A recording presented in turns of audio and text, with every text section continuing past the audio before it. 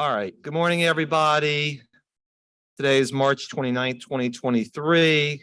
No Councilmember Morel is in the back. I'm here as chair of the Budget Committee. Council members King and Harris are here. So we have 4 out of 7 council members, and I know a couple are running a few minutes late. What I'd like to do is approve the joint minutes from the Quality of Life and Budget Committee meeting on March 27th. Councilmember Harris, do you want to make that motion? Seconded by Councilmember King. All in favor? I would like to go in order so we don't keep people, but on the other hand, I feel like, oh, here he is. Councilmember Thomas has joined us, so we'll move to item number 3, whatever you want. Item number 3, which is a capital projects ordinance. So if anybody any presentation or anything that we need on that at all, or any words anybody wants to say? I know we have an amendment, so I don't expect that we would vote today, but is there anything anybody just generally wants to say, Joe, even for 2 seconds? Because again, to me, if we have a small little cleanup amendment, it makes more sense just to vote on that then. Yes, and this is basically our regular cleanup ordinances.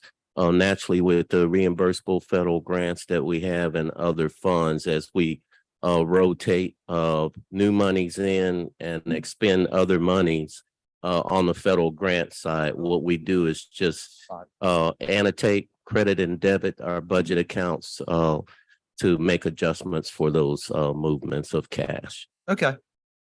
All right. Well, we appreciate it. Oh, you have a card? It's all right. We still acknowledge the card nonetheless. It's all right.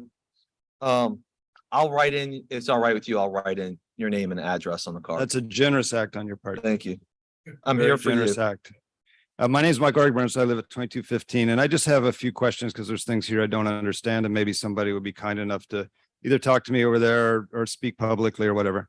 I don't know what line number 13 is. I don't know what a GOMESA is. And since it's $3 million, it would sort of be helpful me to know.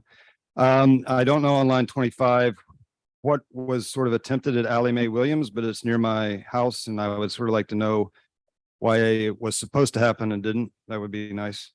46 with the Desire Florida situation. Not to beat a dead horse, but obviously we talk a lot about Gordon Plaza. Obviously we talk a lot about the cancer deaths in that census district. So it would be sort of nice to know what's happening out there for $3 million or not happening, since it's not happening.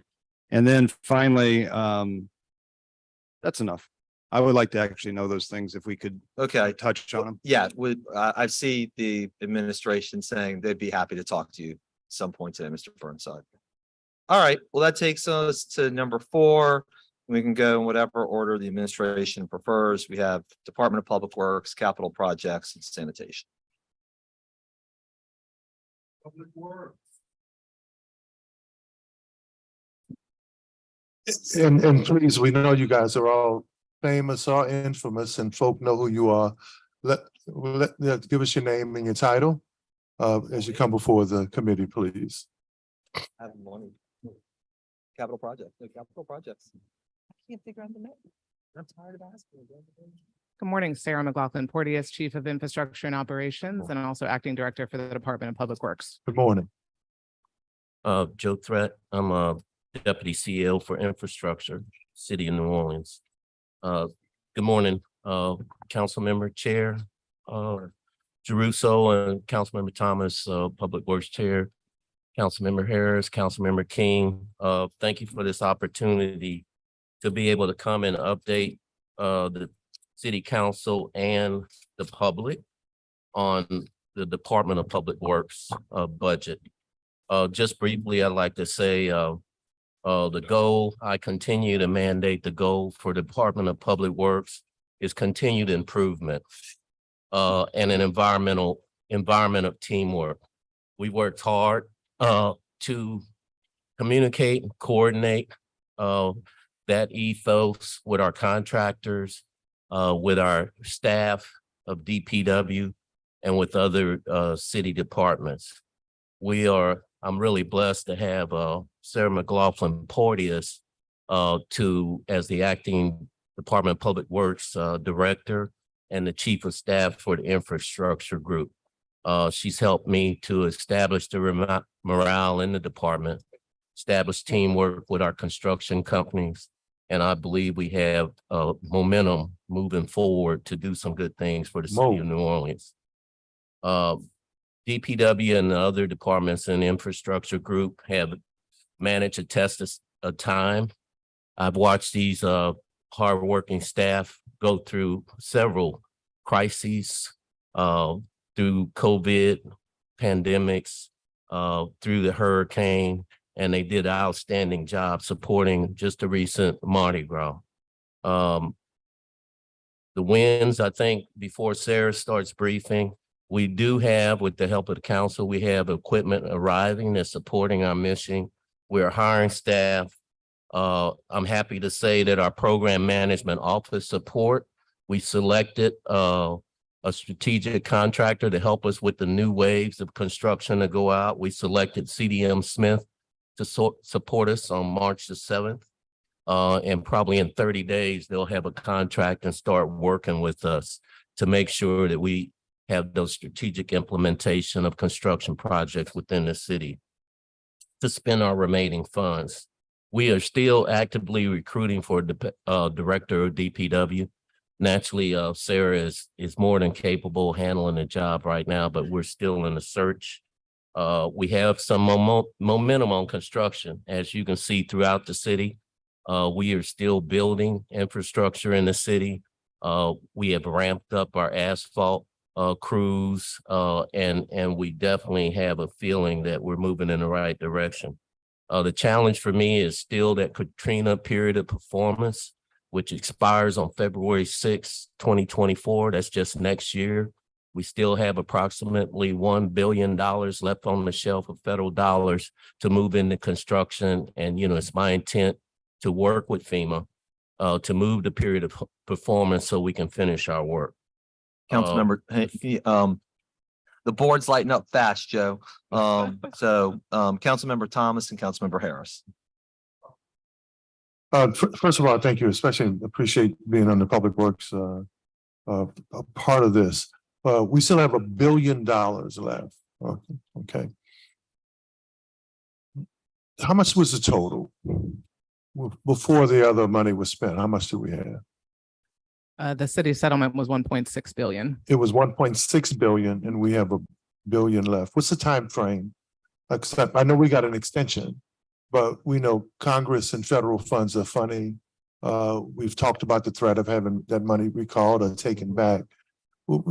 How much time do we have left to spend those funds? We've got February right now on the books. The period performance for the disaster expires on 6 February 2024. That's next year. And that means to program the money or have all the money spent? To have the money, the disaster be over. So we won't be able to obligate or be reimbursed for any federal funds on that disaster at that point. Okay, so we've had 600 million that we've dealt with in the last few years. And our challenge is to do $1 billion in a year, in less than a year now. I mean, keep in mind, we currently have 51 projects under construction still. So there's a lot of that. It's not all new work. Okay. We've got to complete those projects and then get some new ones out on the streets. Yeah, and really, Councilmember Thomas, I've got the FEMA Region 6 administrator that's coming to New Orleans on 26 and 27 April. I've been in discussion with the FEMA staff from his administration about the extension of the period of performance. Naturally, to get the extension granted and move through headquarters and Office of Management budget, we have to show progress.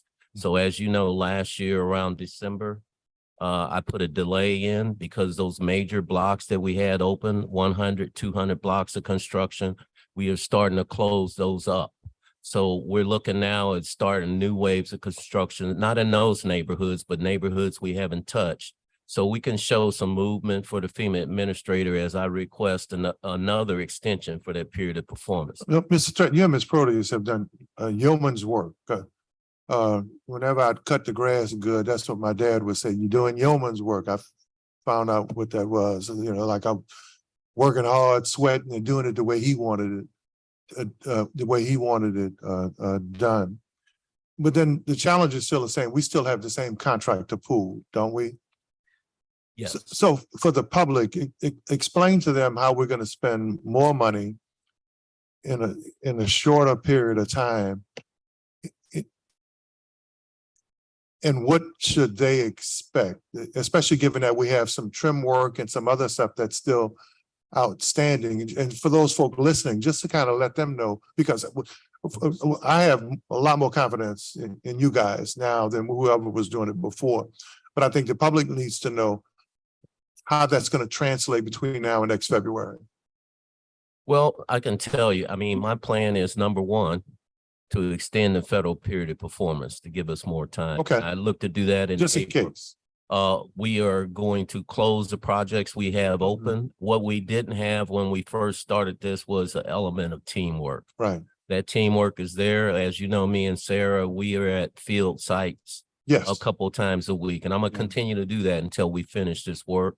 But I think that what we're doing now, what we're looking at is the next projects. We're always gonna work in areas where there's no construction at this point, and we're bringing in the senior program management office support within the next 30 days to help us strategically put work in the neighborhoods. And the problems we've had is shutting down schools, unsafe work conditions, bad housekeeping. We're getting better. We're not there yet, but for the community right now, I want to be able to communicate with the community. And that's my intent of being in the field, so I can have my finger on the pulse of what the residents want in those neighborhoods and try to make those changes. Well, this infrastructure piece is critical, and thank you guys for your teamwork and at least moving stuff forward. I mean, until y'all took over, there were 2- and 3-year projects that were still lingering. But what's happening right now is the economy is coming back. You have a lot more activity. I know in just one area of my district, we've seen 3 or 4 different businesses open. We see another one under construction.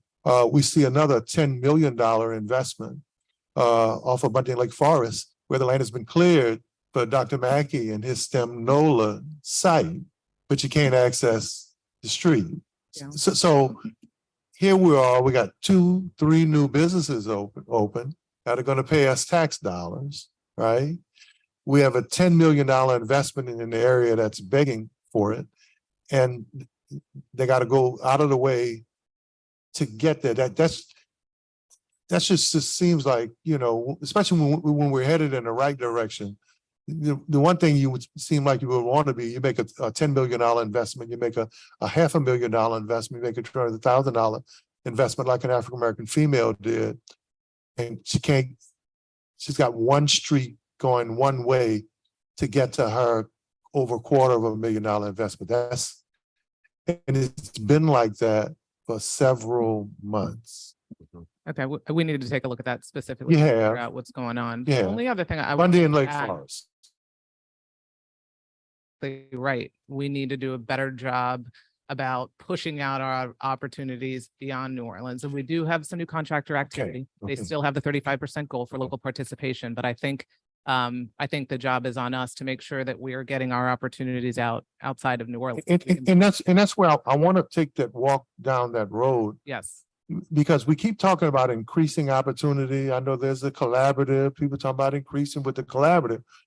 Well, here's an opportunities for folk to develop more businesses and small businesses, do some paving, Yeah. some overlaying, some excavation and stuff like that, especially once the underground utilities are done, to lay some concrete, to do some curbing, some trim work, some sidewalks.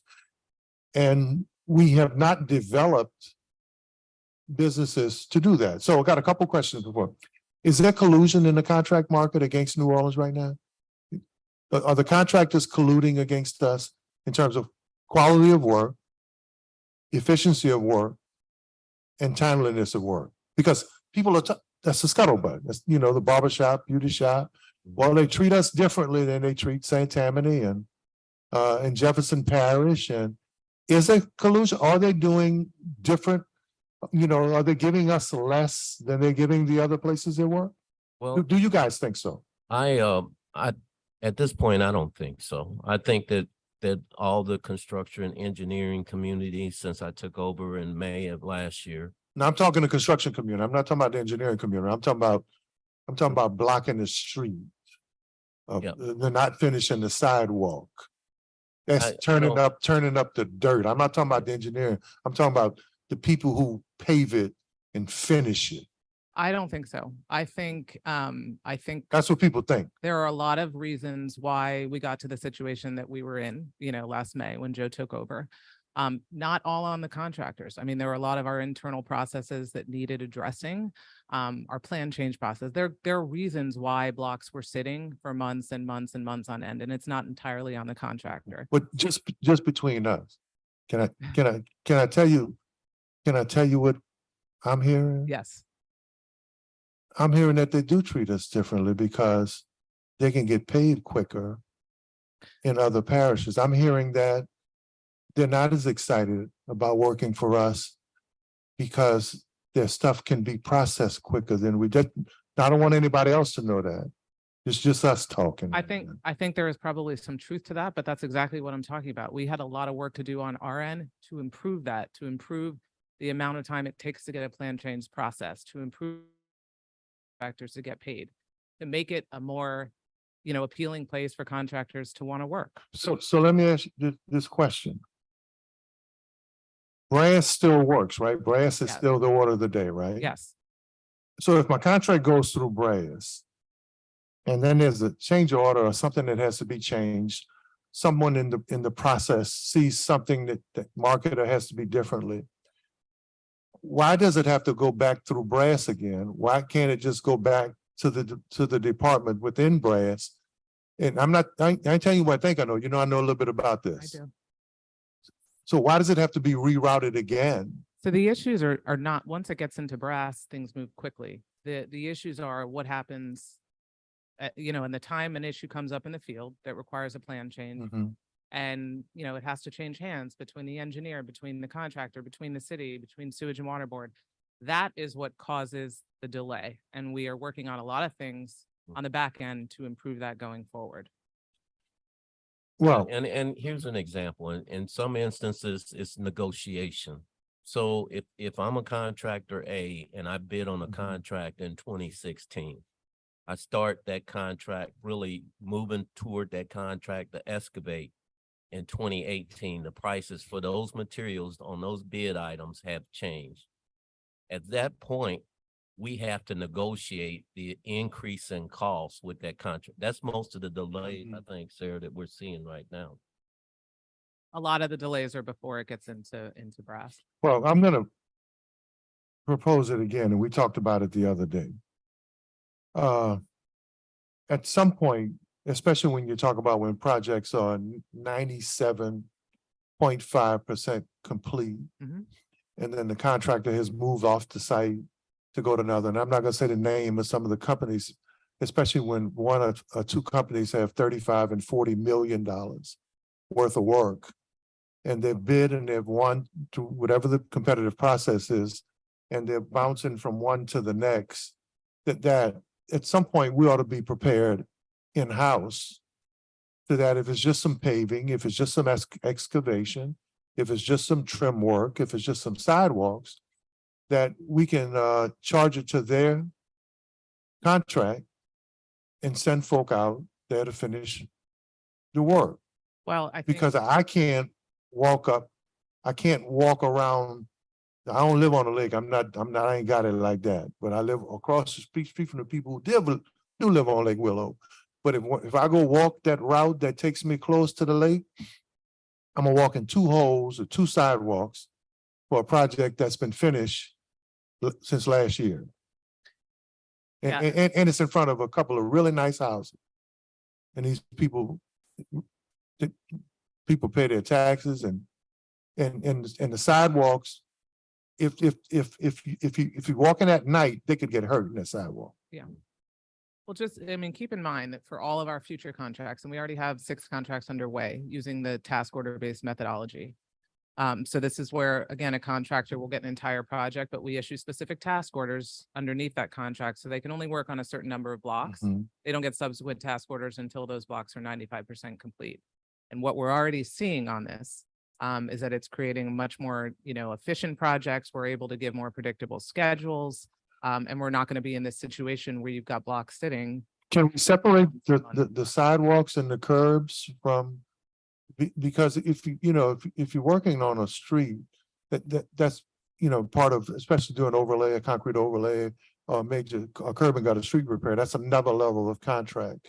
But can we separate the curbs and the sidewalks from those contractors that do curb the gutter so that we can give it to some smaller folk who could finish it? I would say it depends on the scope of work on that project. That's going to be really difficult if you're fully reconstructing a block to separate that Mhm. out, but we will have other projects that just include sidewalk improvements. And Right. so absolutely, we can certainly do that there. Okay, but a lot of this sidewalk stuff isn't just sidewalk improvement, it's part of the Part street of it, work, and street work. when you talk about the 35% DBE participation, that's where that's at. So the DBE participation is usually the sidewalks, curbings, ADA ramps, and asphalting. So the DBEs, when we first started, we found that one of our capacity issues was the DBE catching up. We don't have enough of them, right? Don't have We enough don't. of them. So we in the city complaining about African-American wealth and the disparity, and we are still not developing enough contractors who can take advantage of $1.6 billion worth of work in doing the trim work. We need more DBEs, we So need more laborers. Mhm. On the construction site, a laborer today with the amount of work we have going on right now could probably walk up to a work site and get hired. Okay, all right, so we're developing well, I want whatever we need to do, I know Councilmember Green is the human resources guy in terms of employment, but there's always gonna be capital work, build back better, America's old infrastructure's falling apart. We need to be working with Delgado, Sidney Collier, Yep. some of these trade schools, or some of these smaller contractors Mhm. to help them diversify, to take advantage of this work, because I'm looking at too many streets all over the city where contractors who are making millions of dollars are leaving sidewalks and curbs and parts of streets dug up. And they're still working. And they're getting paid. Just between us. Just between us. All right. And we do have the list that will provide you, Councilmember Thomas, of all the primes and all the DBEs that are working on each project going on right now. I want every last one of them, maybe we need to start grading them. And I want to know, maybe we need to start grading from the DBs to the primes. I want all of them who making money, because they may be getting prime dollar for their work, but they're not giving us prime results while we paying them prime dollar, because to an incomplete project. And we do, on a monthly basis, we do grade the primes, and that's all public information. It's all posted out on Roadwork. I would like those grades to start coming before the public. I want to have a grading section for Public Works Committee, You got it. where this contractor now is at a C minus. This DBE is at a B minus on this project, and they've been paid this amount. And I want to know the ones who are getting all the work, because it's, few folk complain about not getting any work. Then when I look up, it's the same people getting the work. Thank you.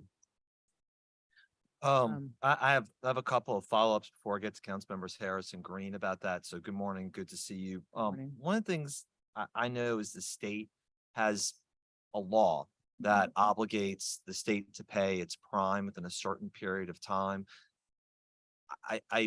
I hesitate about having to pass similar ordinances here, but I'm just wondering if that would help, so that way the collective we don't get into the same position that we were.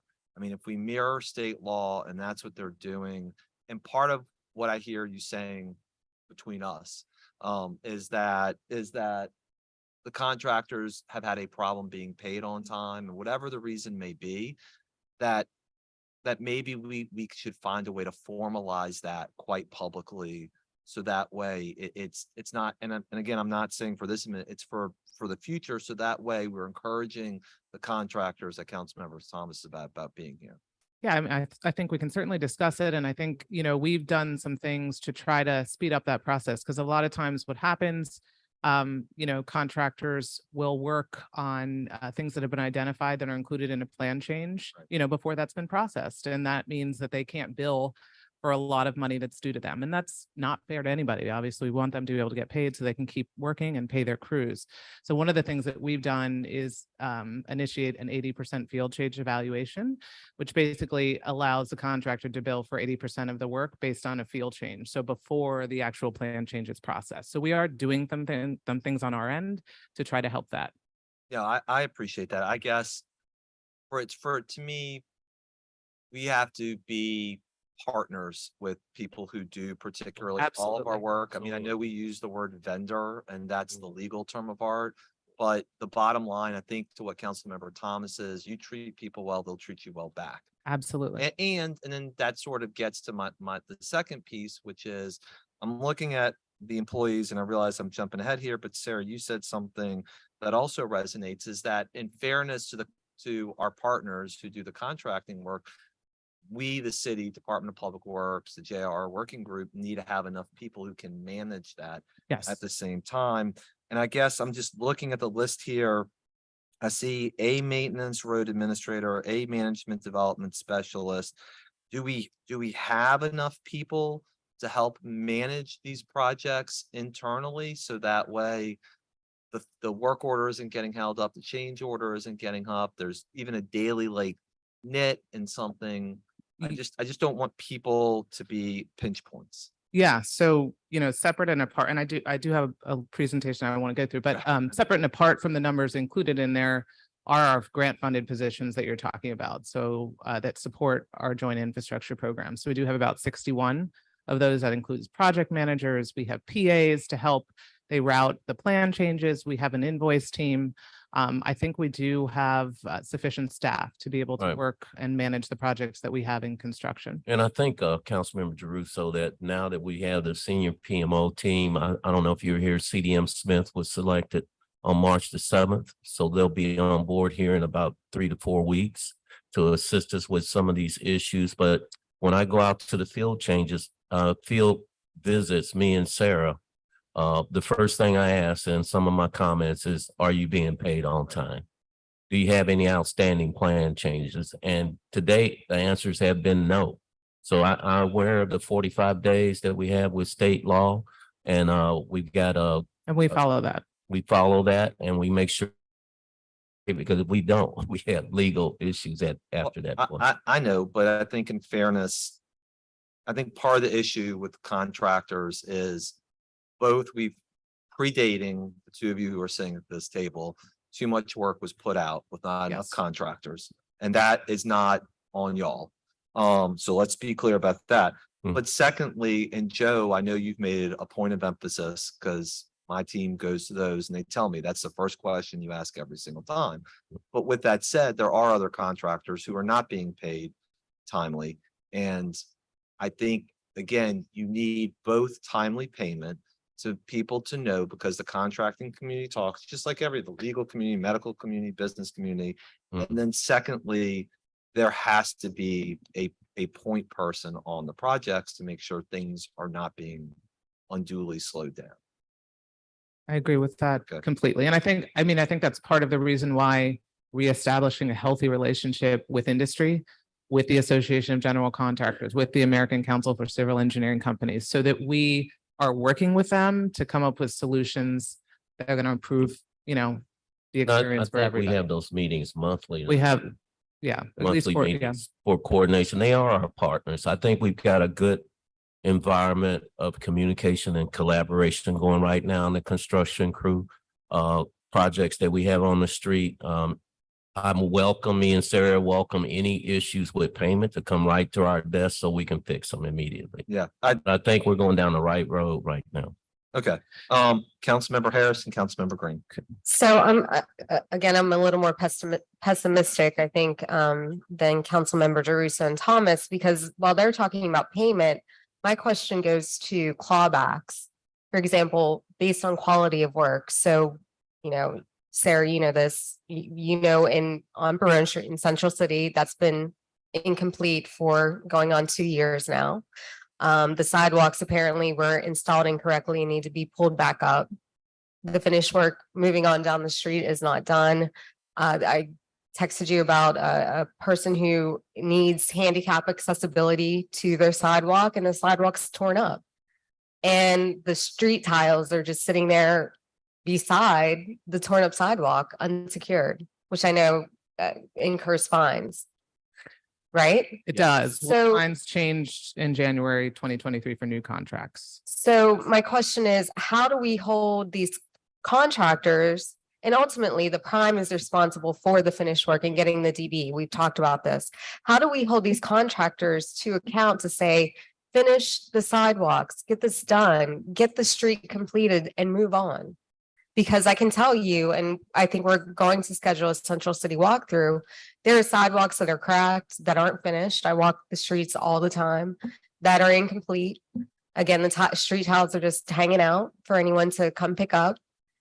So how do we make the contractors do what they're supposed to do? I mean, I think you sort of said it in your comments. I mean, if something is not done, in accordance with our specifications, then they have to rip it up and do it again. And unfortunately, sometimes that happens when you have, subs that are working on those portions of the projects, but ultimately the prime is responsible and they're going to have to do it and finish with quality work. But unfortunately, it's going to happen with the amount of construction that we have going around the city, that things may, not be done, and they're caught when we do our substantial completion walkthroughs, and then they have to be addressed and redone. When are these walkthroughs happening? Because, this work has started, stopped. When do you inspect the work that's actually Well, finished? the work is inspected all the time, but we have a substantial completion walkthrough. Once the project reaches substantial completion, that's when we identify items that we see that are going to have to be captured before the project is accepted. So those typically happen, when a project is nearing completion, and you're certainly welcome, or Matthew's welcome to join us on any of those. So how are we inspecting work and then it's not done correctly? So for example, the sidewalks on First and Barone, those aren't done correctly. Somebody inspected them and said, go continue on. Yeah, so we have inspectors that are assigned to every one of the projects. We have construction administration and we have resident inspection.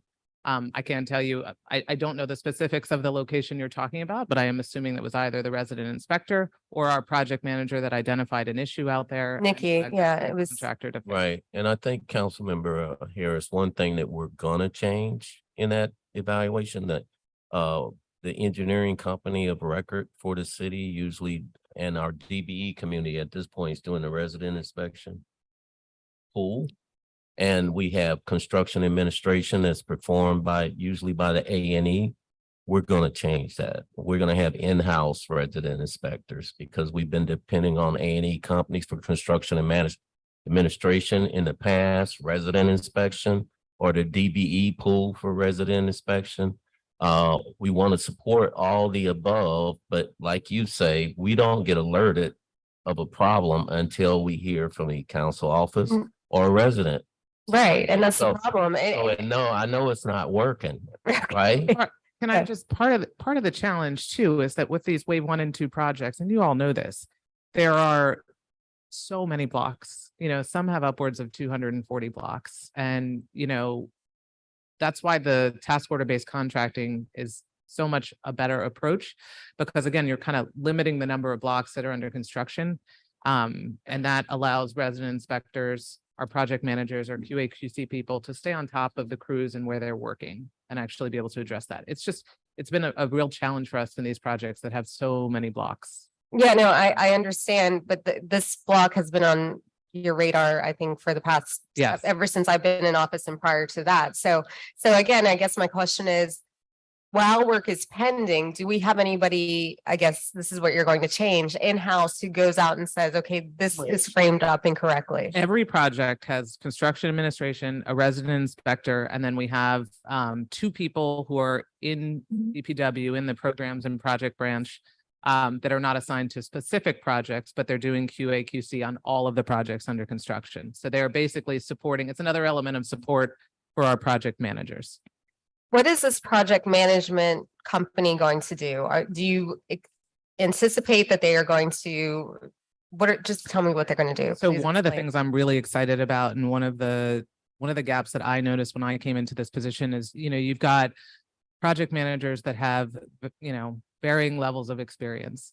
And I don't think that we have a proper onboarding process in place for them to train them and get them up to speed on how to handle all phases of a project when it's in construction, from pre-construction to closeout. So one of the things I'm very excited about is for that PMO to help us develop an onboarding program and just an ongoing training program for project managers. And what about a dashboard? I mean, I just checked Roadwork NOLA, and again, it's like sort of, this will be done in July 2023, but there's no steps. There's nothing that really tracks. It's just a general, this is supposed to be done in this time frame. Is this project management company going to be able to track road work more precisely? I think so. And I think they can certainly advise on that. And like I said, as we move out of these wave 1 and wave 2 projects and into the projects that are task order based, that's going to be it's just going to give us so much more reliable information because we're managing fewer blocks at a time. It's going to make us better in terms of our notifications. It's just going to be, it's proving already to be a better experience for those projects that are under construction. Okay, that's all the questions I have now. I'm sure. Can I really just pivot for 1 second? Because I really wanted to recognize a longtime tenured DPW employee who's going to be retiring this week after 32 years. Alan Ural, who's our chief traffic engineer. He's worked behind the scenes for many, many years. He's not here in chambers today, but I just want to publicly acknowledge and thank him for all the work that he's done. April 1st is his last day with DPW. Absolutely. Thank you. No doubt. Thanks for his work. I guess maybe to distill Councilmember Harris before we get to Councilmember Green is if people are not the problem, then I think we need to know why something is happening in a different way as to the residents. And so I was ready to chalk it up to there are enough PMs, there are enough people, but now the DPW is saying the bodies are there. I just find I email frequently road work and the response I get is I'm gonna have to check and get back to you rather than I have the answer at my fingertips. And I think if that communication is as healthy and fulsome as you're saying, then we should be able to get that answer within a couple of hours, not days.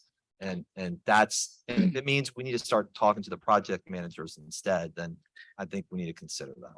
Yeah, I don't know that that's the solution because I want them to be out there managing the projects. I think that on the 6 projects that are being done under this task order base, I think what you're seeing, and I can go through what those are, but I think we're seeing fewer complaints. People are getting more reliable schedules. We're able to offer that, but we have to get out of these wave 1 and 2 projects where, it's just an overwhelming number of blocks that are under construction. It makes it very difficult. I hear the words that you're saying. I want to acknowledge that. The reality on the ground, though, is all of us are getting the complaints, and it's hard for me to explain. Just particularly, I'm going to use now my district as an example. Mhm. The people from Claiborne to the Parish Line to Leak to Broadway have been in the box for years now, and they have. And I realize it's for a variety of reasons, but it's really hard when we're trying to communicate all of us, and we have to kind of check with this person and that person and get an answer and how long it takes and how come this is behind schedule. And so I'm just saying, if the people are in place, and even if it's under an old system that is too bureaucratic, then I think there has to be an answer for the communication side in order to let people know what's happening. Councilmember Green, then back to Councilmember Thomas, Councilmember King. Well, it's actually a continuation of what Councilman Jerusa was saying just now. But before I go there, I do want to say this. I appreciate being able to drive throughout District D and see construction being finished on Caton Street. I see all of the work that's being done on Gardenia. I see the work that's being done on Harrison Avenue that was long overdue. I certainly see the work being done on Franklin Avenue. I see the work being done on Fillmore, and it happens to be supporting a new $4.5 million business. That part of the reason that he said he was going to expand was that he knew that he was going to have enhanced streets in front of him. So I do want to start off by saying I appreciate the work that I see going on there now. I appreciate the invitations to come to the morning, opportunities to understand some of this technology that's being used, and it's good that some of that technology is being employed. So I want to start off on a positive note and just say thank you. It's probably a time period of unprecedented construction throughout some areas of District D. And I can tell you, I know, because I talk to people who say they've lived on certain streets for 40 years and they haven't had construction, North Prior and places like that. So I appreciate that work. Thank you. I do want to just ask a couple of things because I'm a big stickler on communications, and I have asked about this before. When a job stops on a certain street and we know it's going to be for a little while, I know that technically you can see it on Roadwork NOLA, but is it possible for a contractor to say in the 6200 block of Music Street that we're not going to be working for the next 3 months because we found something? I think that that's what all of our district council members are kind of after a while getting to. If we understand that there are challenges with regards to finishing jobs, whether it be change orders, whether it be contractors, whether it be the loss of labor or something like that. I think that a lot of our concerns could be allayed by having more communications directly with the people who are affected. And flyers are cheap and easy. Those should be happening. They should be happening every 30 days if a block is under construction. And I can tell you that we have, that language didn't exist in our contracts originally, but it's there now. And there are, we can issue a stop work order to a contractor if that's not happening. Obviously, that affects not them happening. because they're not going to be able to bill for their work and pay for their crews. So we have adjusted our contract language to be more stringent in that regard. Yeah, and I can say too, Councilmember Green, back to Councilmember Harrison, Councilmember Jeruso's points, is that when we talk about wave 1 and 2, one contractor having 100 blocks, they go excavate a whole 100 blocks, and then they move to another project. The same contractor might have 3 projects of 100 blocks. So if we're collaborating with Sewer and Water Board and we run into a water main break or something like that, to where Sewer and Water Board has to come in and work on that, as a business, what are they going to do? They're going to move their crews, everything they got, to another project where they need to get stuff done. That's what we ran into when I took over here. That's what I saw. That's when I delayed construction so we could catch up on different issues like this. But as soon as we get out of these large excavations that we had all over the city, 2,800 blocks, that's a lot. 3,000. 3,000 blocks. We're going to be rocking and rolling. And I think we're going to be in concert with not only the primes, but the DBEs. The DBEs couldn't keep up with that amount of work. And it's unforeseen, like you say. Some residents I talked to that lived here their whole life said they've never had construction on their blocks. And it's painful.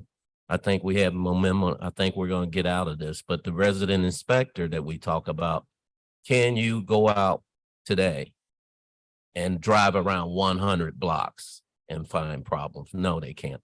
So that's why I'm trying to get out of the place we're at right now and catch up. The task order based contracts, the pipe bursting that we're doing is with technology, is gonna get us where we need to be. I understand. I just want to kind of bring it back to where I was on the communication side. Yeah, I 6,200 block of Music in the 5,000 block of Press Drive. I can tell you the residents will tell you that they haven't gotten a flyer, but I know because I drive by it all the time. It's in Pontchartrain Park on my way to something that might be going on in Pontchartrain Park or Gentilly Woods. that communication not happening. So what I'm asking for is just in addition to the fact that I know and everybody knows that jobs are going to stop because they stop often, just a concerted effort, an extra effort to communicate with the residents. And I think that it makes it easy for everybody, including when they come to meetings such as the roadwork NOLA, meetings that you're having at the library in my district, for example, after hours. It's a good thing. But I was at the first one that they had, and people were coming in asking questions about they've been working on my street for a while. I mean, they haven't been working, they stopped, and we didn't get any explanation. I'm just into the communication side of it. And I can't necessarily direct them to a site where I can say the work is stopped in the 5,000 and 4,900 blocks of Press Drive because of the following, and it would be just so much easier. That's all. And that's a good point. And I encourage all the council districts to, we've had some good events in your district. I think Councilmember Jeruso, when we came out with the department, a lot of residents showed up, answered their questions. I think the more we do that after hours, it's another element of a way to get the word out to the residents of what's going on. Just wanted to buttress, although it's a little nascent, and I know that it's me, Gilbert. How are you? Just wanted to add an additional on the communication aspect, because it's something that's very thoughtful and it's something that's very clearly missing in around all our neighborhoods, and something we hear on a daily basis. One of our tech entrepreneurs has volunteered time to support the city, and we've charged both DPW and several other agencies to develop something similar to QR codes. So when you see a construction project anywhere in the neighborhood, somewhere along that construction project, everything's going to be relative to the data, where someone can just instantly click on that QR code, kind of understand the time life, delays, the contractor, the progress and whatnot, so that you have your cell phone and you're walking near a block that is torn up on the new projects. We're trying to develop a better instant communication through QR codes, similar to other cities that have done, to have a better communication aspect instead of having to wait for a flyer, get a door knock, or have some other venue to be able to understand that. So it's still being developed. Everything's going to matter on the data, because the last thing we want to do is put bad information in there. But that is something that is in the works to, I hope, buttress some of the communication aspects. And I just wanted to add that. I appreciate that. And you can tell that high-tech entrepreneur that if they can create a sign that's at a site, for example, or on a block, let the residents go to it. I know that you're saying that that's what you're working on, but I'm just saying a sign that's in the midst of a work project, would be a great idea. And it doesn't even take that much to do it. I appreciate the fact that you're looking into that enhanced communications. If you will, because I see the construction going on and I see it St. Roch, I keep adding streets, but because I'm pleased to be able to do so. I'm able to say all of this work is going on Prentice Avenue, places that people haven't seen it before. My biggest challenge is just when the job stops, that people just know what's going on. It's great when they see it happening, and look, people get it. They are pleased to see some of the work going on, especially because I always communicate one thing that you all told me, that most of these jobs under construction will be finished by the end of 2023. So I'm holding to that. But if things change, you will let us know. But that also, there are issues involving sometimes labor, contractors, and change orders. And we're not going to not get back to you, but it really helps if they know that there's a reason that Press Drive started and it's going to start again. Yeah, I completely agree with you. And the one other thing I want to add, just because I want people to be aware that for these later projects, the other thing we've done is we've rescoped them. So we are not anticipating that we're going to have the number of plan changes, during construction that we've had with these first two waves, because they were scoped so long ago, 10, 12 years. Obviously, conditions change, condition of subsurface utilities change. That's really what led to a lot of the challenges I think that we're experiencing today. So we are not anticipating, obviously things change out on construction sites day to day, but we're not anticipating the degree of changes that we've had with these earlier projects. And the decision was made, and those wave one and two that we're involved in right now, we're mill and overlay. So we're just gonna mill and overlay. FEMA gave us the flexibility to do curb to curb, full depth reconstruction, leave the neighborhoods full. The city made the decision, okay, that's great, let's do that. But it ran into issues with the old infrastructure we got. And even now, if we get into a main water main break, I mean, sometimes supply chain issues might be 8, 10, 15 weeks before that part comes in to fix it. And that's when the work starts and those crews move somewhere else. But conflicts. And Councilmember Green, I just got a text from the PM that they are back out on 6300 music. All right. Just today. Thank you very Just much. some good I'm going out to celebrate this evening. Some good Uh, news. That was like a lake for a while. But look, again, I just want to emphasize that I think people get it. And look, in our newsletter and wherever I share information on Nextdoor, I'm going to stay off Nextdoor, but on Nextdoor and places like that, I share work that's being done on St. Bernard Avenue so that they can see the people underground changing the pipes and changing the water lines that need to be changed. So I think they understand that. I just want to emphasize it's really just the communication side. Yeah. You know, that I appreciate the work. But I do want to say that I appreciate the fact that when I do call on you all, you're able to respond in a timely manner. Beyond the communications and beyond the realities of not getting the jobs done, I think that people see it. Well, they clearly see it because they drive on major thoroughfares and they see it. But I think that when jobs are finished, you all can tout it a little bit more. You know, Yeah. I mean, in my newsletter, we shared information that was on Caton Drive. It was a lot of work done on Caton Street and it was finished recently. And I know that you all quietly go from job to job and, you know, it gets done and you just have a ribbon cutting, not a ribbon cutting, but yes, a ribbon cutting when a mass number of streets are done. Like when Milne is done, that's 120 streets. We're gonna have a parade when Milneburg's done. Yeah. 240. All right.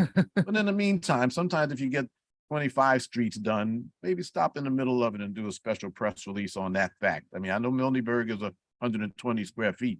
I mean, 120 blocks, but I think people appreciate seeing and being directed to, even beyond what I do, you all talking about the successes. Yeah. There are successes out there that people need to see, and I appreciate them. And we do get congrats from the residents. I Right. mean, we get emails when I'm in the field, residents that tell us that they're happy that their streets are done or they're happy that the construction was done.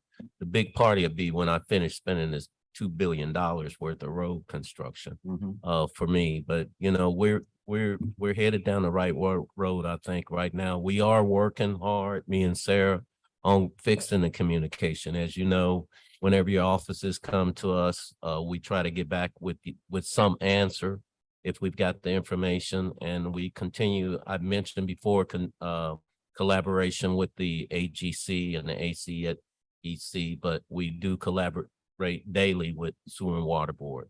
And they're a Right. big partner in this. The community sometimes gets confused about sidewalks too. How do you determine which sidewalks are going to be replaced? So yeah, I mean, But- FEMA determined the scope for these, you know, quite some time ago, but we also, once a project begins, we go out and our AE goes out and walks the site with the project manager. If we identify something that is a safety hazard, that's the tripping hazard, we're going to add that into the project to incorporate. But if the sidewalk is in good condition, if there are no utilities underneath that need to be addressed, you know, we may not be replacing it on every stretch.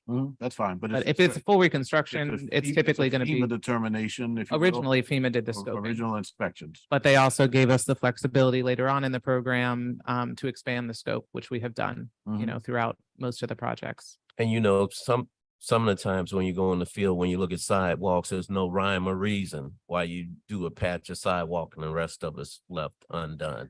In those instances, when we have street and road bond money, we'll go in and negotiate with a plan change to try to make that right whenever we can. The other thing we're looking at is accessibility. You know, is it ADA compliant? So we're doing ADA compliant curb ramps at corners, and if a sidewalk's not wide enough, you know, that's another reason why we're going to address it. All right, Joe, you've addressed Music Street. I have a specific project that I want to ask you to do on a sidewalk. Allen Toussaint at St. Rock Avenue so that the children can walk on the sidewalk and not the street. Okay, and you'll see it when you go there. I've put it in before. I don't want to put anybody on the spot. Every time I talk to you, we do have a chance to get one other thing done. Yeah, I That's know about that. That's my public ask from the people of Seabrook and Milneburg, but you'll see why. I hear about it all the time. My daughter lives right there on the corner. All right, let's celebrate that before the end of May. Mhm. All right. Okay, thank you all very much. Thank you, Councilmember Green. Councilmember Thomas. Let me try to run through this. First of all, I think in some cases, because you guys have raised the level of expectations and you've raised the level of performance, it's unfair if it's put more pressure on you guys, but you did. And what happened was they programmed too many streets without the capacity to be able to do the work. And that's not your fault. That's what you inherited. The other thing is people are appreciative. But what people didn't expect was an inconvenience to turn into a hardship. All right. And once that inconvenience turned into a hardship, then many folk were like, well, why did they even do my street if it was going to go from me being inconvenienced to a hardship for my business, a hardship for my family? Now, you guys inherited that. And in many cases, Mr. Thread and Ms. Produce, our expectations wouldn't be so high other than the fact that you guys have delivered us to a point where and it's like my father used to always say about us, don't make it easy for my kids. Just give them what they need so that they can achieve the same level as other kids. So it's unfair to you guys, but it's also where we are because people are still experiencing that hardship. I hear the comments. There's an older historian and a photographer who I know who is so happy that finally his neighborhood, they're not getting asphalt overlay that cracks up every few years with potholes. They're getting concrete slabs and curb and gutter. He noticed that. He's thankful to this administration. He's thankful to the work that you guys are doing. But even more appreciative when it's done on time and on budget. Now, the other thing is we make changes and amendments, right? You really got to look at this town and the disparity studies is one thing, the lack of participation. So many small and minority and women-owned contractors, they rely on city government. They don't participate in this multi-billion-dollar tourism economy or the private economy. They don't. Their businesses are solely relying on municipal government, either here in New Orleans or in this region. So when we talk about doing things better and more efficient, and especially since the last period of growth for the African-American middle class, and last period of growth, when you talk about economic growth in contracting area, was around the early 2000s. That's documented. The data center produces all that information. And right now, Black families have been surpassed by Hispanic families 2-to-1. 2-to-1.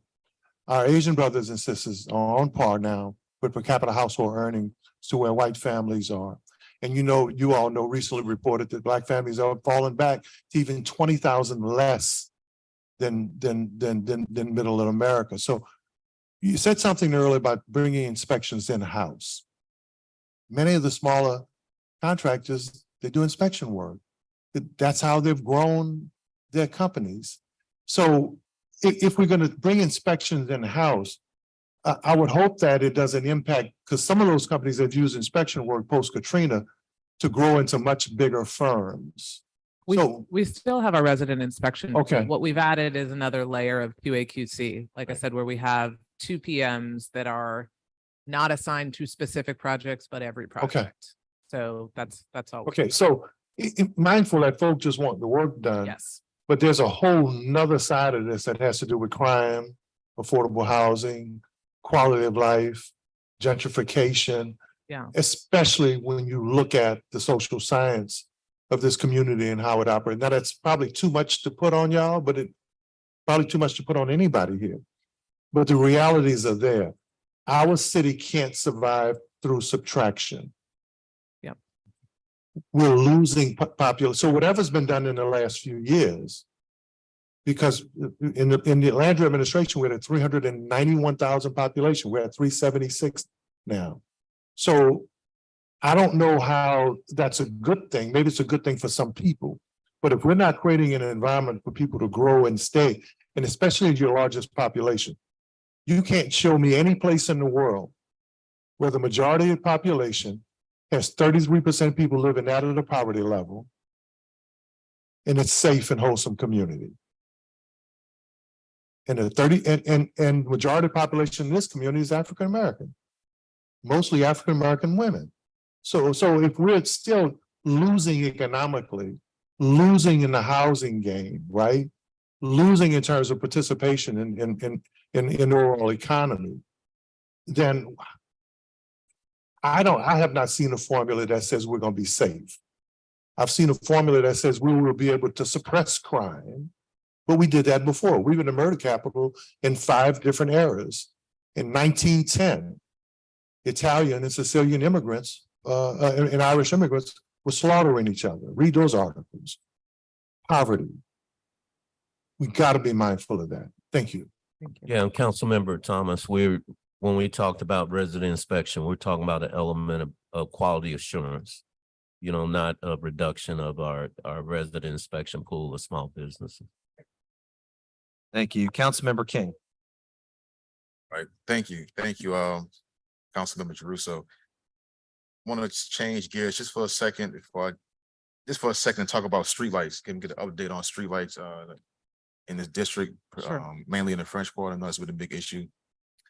Yeah, the numbers I looked at yesterday, so our contractors approaching about 3,000 outages restores. I don't have the number of knockdowns in front of me, but I think they've, we're experiencing about 5 knockdowns a week. So they're retrieving those poles, putting in new poles, but overall they've repaired nearly 3,000 outages around the city. And I think we've got about 3,000 remaining. The last numbers I looked at, I think they'd repaired about 52 or 54 outages in the French Quarter. They had cleaned a lot of the fixtures, which had the appearance that the lights were out. I think there were 10, but they actually just needed to be cleaned.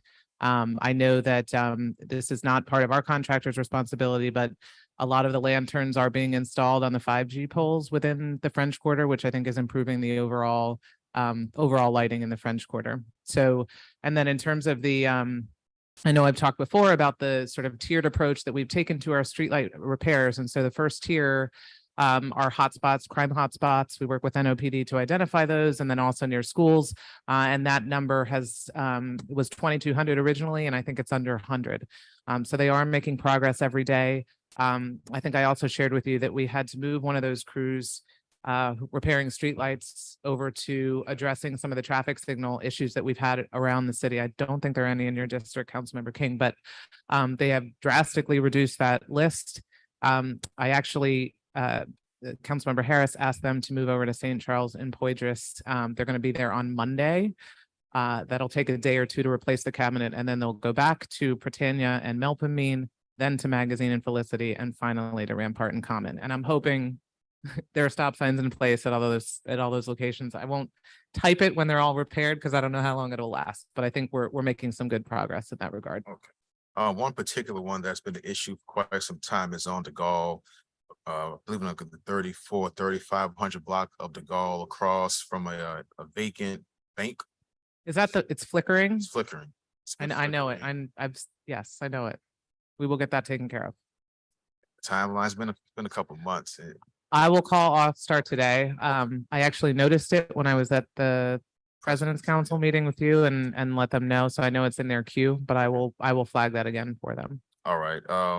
The next question, we've talked about this in the past, the relationship between DPW and Sewage and Water Board. Yeah. There are a lot of, so we know one group goes in, does work, another group comes in, doesn't fix it, and it becomes the who's on first type deal. Yeah. Specifically like on Homer Plessy Way, on by the train tracks on separates Bywater and Meriden. Mhm. I was told that as DPW, this is how it works, but DPW dug it up. But we're supposed to come do something else, and it's just it's very tough. You need a tank to drive down that. Yeah, I need to look into that specifically. I'm sorry about that. We're really trying to move away from that, finger pointing. It doesn't really matter. It just needs to get fixed. I think we put a lot of things in place to help with that. We have regular meetings that are happening between Sewage and Water Board networks and our maintenance department.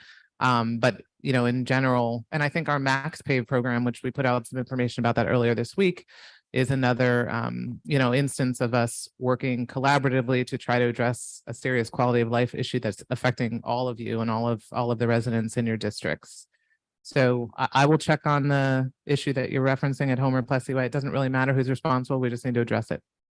And I want to say that again, you, Mr. Threat, Your staff are doing a great job responding to emails. If it's not giving people the answer they want, it's giving them a timely answer. That goes a long way, and that just shows that you're not being ignored. You're not being pushed to the side. So I want to segue into the bike lane Mhm.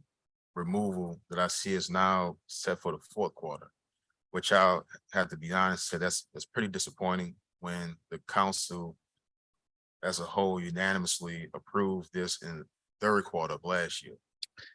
And it was one time we needed approval, check, we budget, check. Now it was supposed to be done in the first, second quarter of this year. Now it's supposed to the fourth quarter. This really makes people trust and respect for government go away when they feel like they've been lied to. And this is kind of a touchy situation with the whole way how it came about. And some things people felt wasn't totally honest during the process, not with you, but with people before you and I. And now it's just like they're being lied to again. And I get this all the time. Yeah, so I definitely want to address that. So I know it was approved last year, but remember these, the bike lanes on Newton and MacArthur were put in with bond funds and we can't use those funds to remove them. So yes, there is a line item in our budget that was adopted in January, so the money became available, but we have hundreds of, striping requests, that we're working through. So this is in our queue. I don't believe I ever said second quarter. I think I said we were looking at it. We had to look at the sequence in which we were going to remove it safely, and that it was certainly going to happen this year. So if I misspoke, I certainly apologize. I never want to be dishonest about that.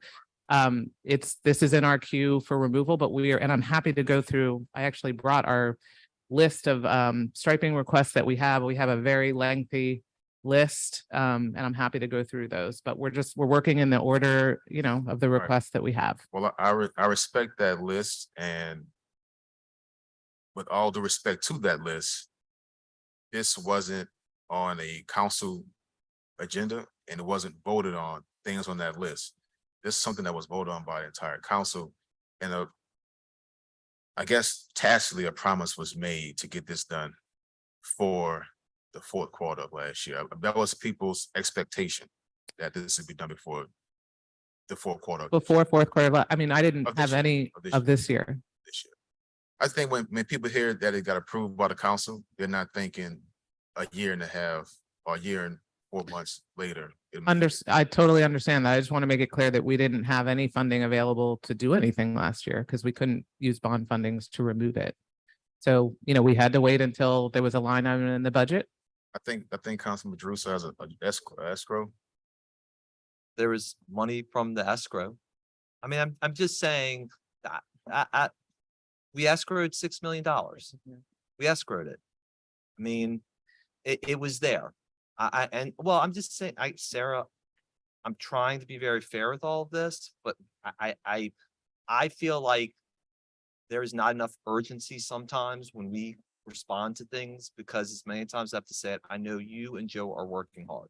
We are the faces, though, of what happens, whether it's Councilmember King, whether it's Councilmember Green with press, whether it's Councilmember Harris with Barone, and we escrowed $6 million to try to get things in communications improved.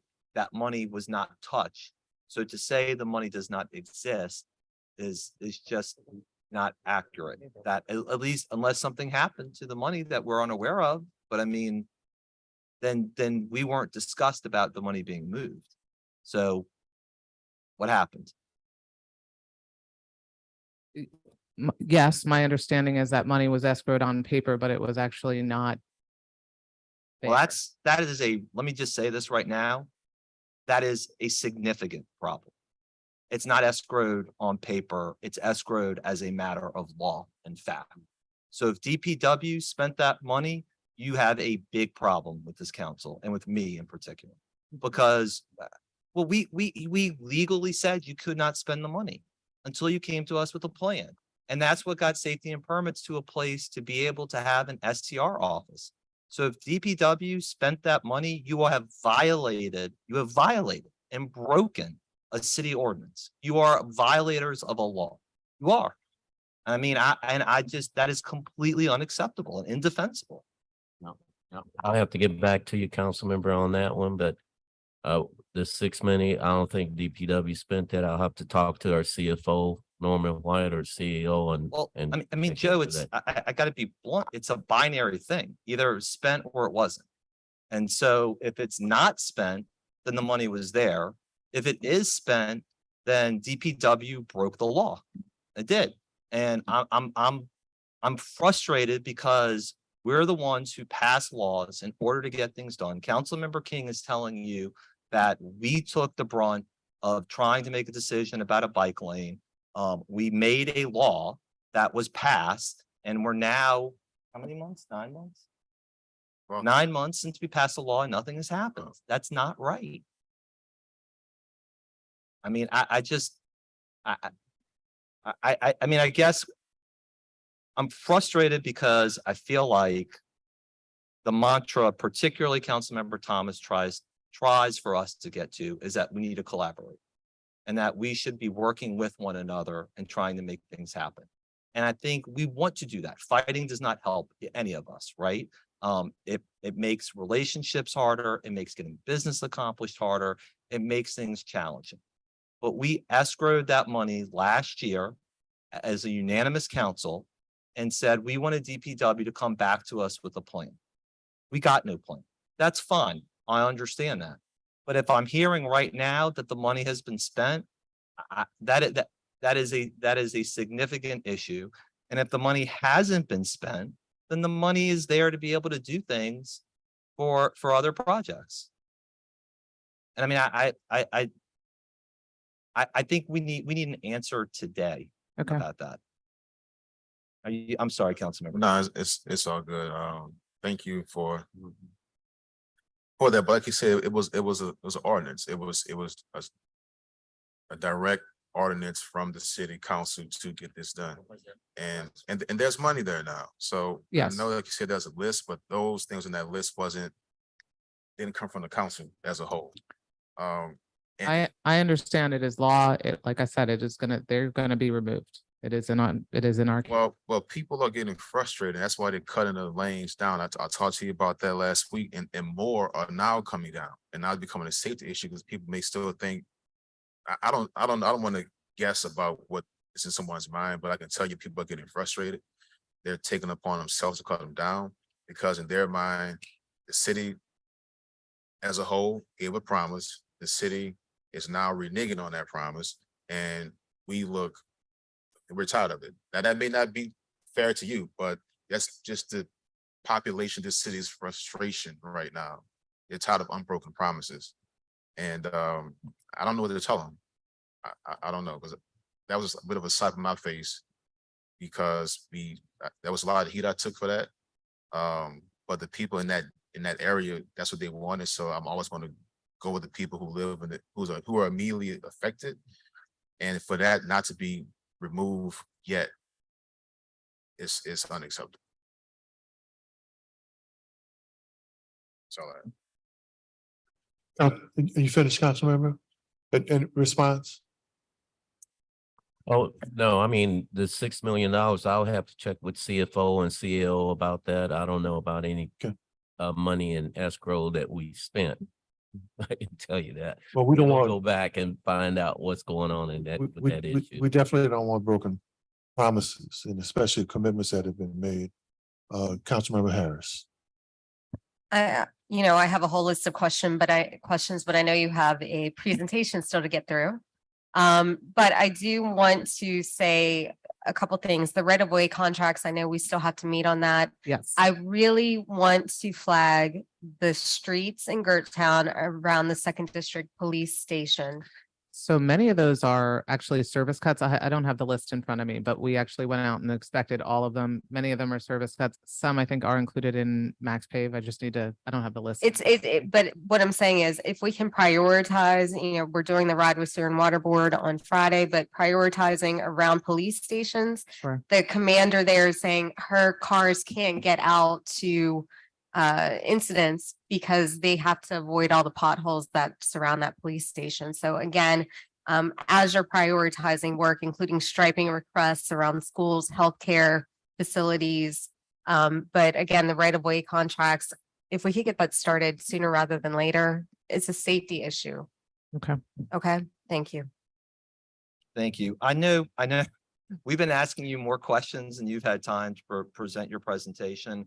We also have IJA at 1 o'clock, so I want to be mindful of that. Okay. Is there anything specifically you all want to hit that you want to highlight some good work that's happened or Yeah, in if I could go, progress? if I could go through a couple things quickly, because I know Public Works, as you know, is 7 divisions. It's definitely overshadowed by a lot of the road work, but I do want to mention some of the accomplishments from some of the other divisions and then just talk a little bit about vacancies, and I will go as quickly as possible because I know you've got a busy schedule today. But I do want to mention, so our engineering and planning division, which is headed up by our chief engineer, Win Fan, who's here in council chambers today, has already reviewed more than 200 permits. They're overseeing our right-of-way contracts that you mentioned, Councilmember Harris. Our District A right-of-way contract, Councilmember G. Russo is about to be, it should be underway this week. And I know we've sent over our first task order of locations to you all. They've also recently completed a contract that addressed cleaning of 6,000 catch basins. They're overseeing Lakeview alleyway cleaning and also the pervious paving contracts. In terms of our maintenance division, we actually have a new division head that I want to mention, and principal engineer Eric Kelly. He came on and started last week, and he's really hit the ground running. And I know he's going to bring some really thoughtful leadership to the maintenance crews who are just doing some really critical work around the city. But they've already filled 10,000 potholes this year. They've flushed about 500 catch basins, and we're bringing new equipment online that's going to help our crews to realize even more efficiency. So we're very excited about that. We talked already a little bit about our programs and projects division. So in terms of the JIRR, it's well underway. We've completed 61 projects valued at $428 million. We've got 45 projects under construction valued at $563 million. And as we mentioned, our internal process improvements are ongoing. We've extended the FEMA period of performance has been extended into 2024. And we actually have 14 projects that have been completed since we talked about budget in the fall of last year, and another 15 that are moving towards substantial completion in the next 30 days. So progressing well there. We talked about streetlights. So our traffic division, which is headed up again by Alan Ural, who'll be retiring this week, completed nearly 3,000 streetlight repairs. They've repaired dozens of our traffic signals. And in our safety and mobility division, so this is headed up by Jennifer Ruley. I do want to mention they have recently completed a $109,000 task order refreshing crosswalks and bike lanes citywide, including Old Gentilly from Michoud to Chef, Allen Toussaint from Warple to Ring, North Peters from Iberville to St. Louis, Chalpatulis from Austerlitz to Napoleon, and several more. And they actually, I know we've talked a little bit about dashboards, but they have recently published a public-facing DPW accessibility dashboard, and I will share that with you all. It was created by DPW, and it showcases pedestrian accessibility infrastructure throughout the city, from curb ramps to accessible parking to accessible pedestrian signals.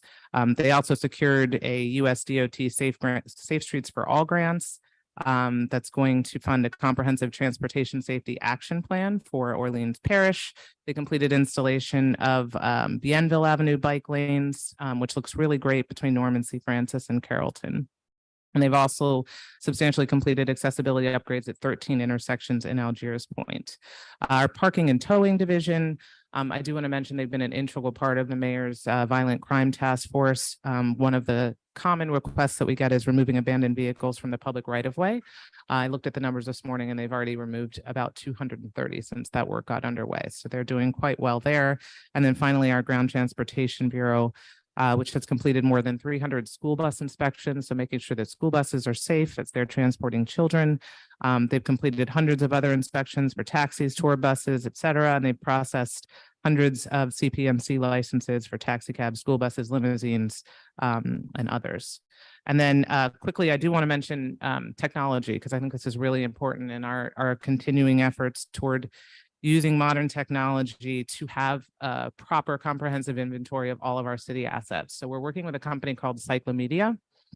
That work's been underway for about 4 months. We're in the data collection phase, and they actually had their Cyclomedia vehicle, kind of looks like the Google vehicle here, a few months ago, driving around and collecting every asset in the public right of way, from our street signs to our traffic signals to our catch basins. And our next step will be to issue an RFP for asset management software later this year. And once that's in place, it's going to take some time to get that underway, but that is the kind of public facing dashboard that you all are interested in seeing. That software will be equipped with that. So we're very excited about that.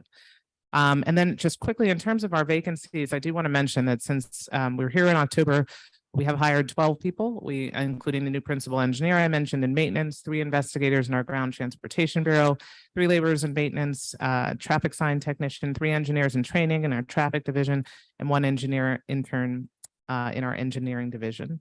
And we have 12 requisitions open. That equates to about 41 positions for which we are hiring laborers, maintenance road supervisor, supervisor 1, engineering technicians. So we are actively hiring in DPW. So Councilmember Green, I know you're going to help us with that recruiting, and we certainly appreciate that. Congratulations to everybody who's That's going great. DPW. Yeah, That's great. that's- That's great news. That's Hiring 12 people in that short period of time with all those other requisitions out. That's great news. Yeah, and I think in general, I think we're working very well with civil service. They actually increased the rate of pay for our engineering series, which I think is helping to attract more people. We're very excited about that. And I think we're starting to see a steady increase in the number of applicants that we have for positions. So I find that very encouraging. I'm very excited about that.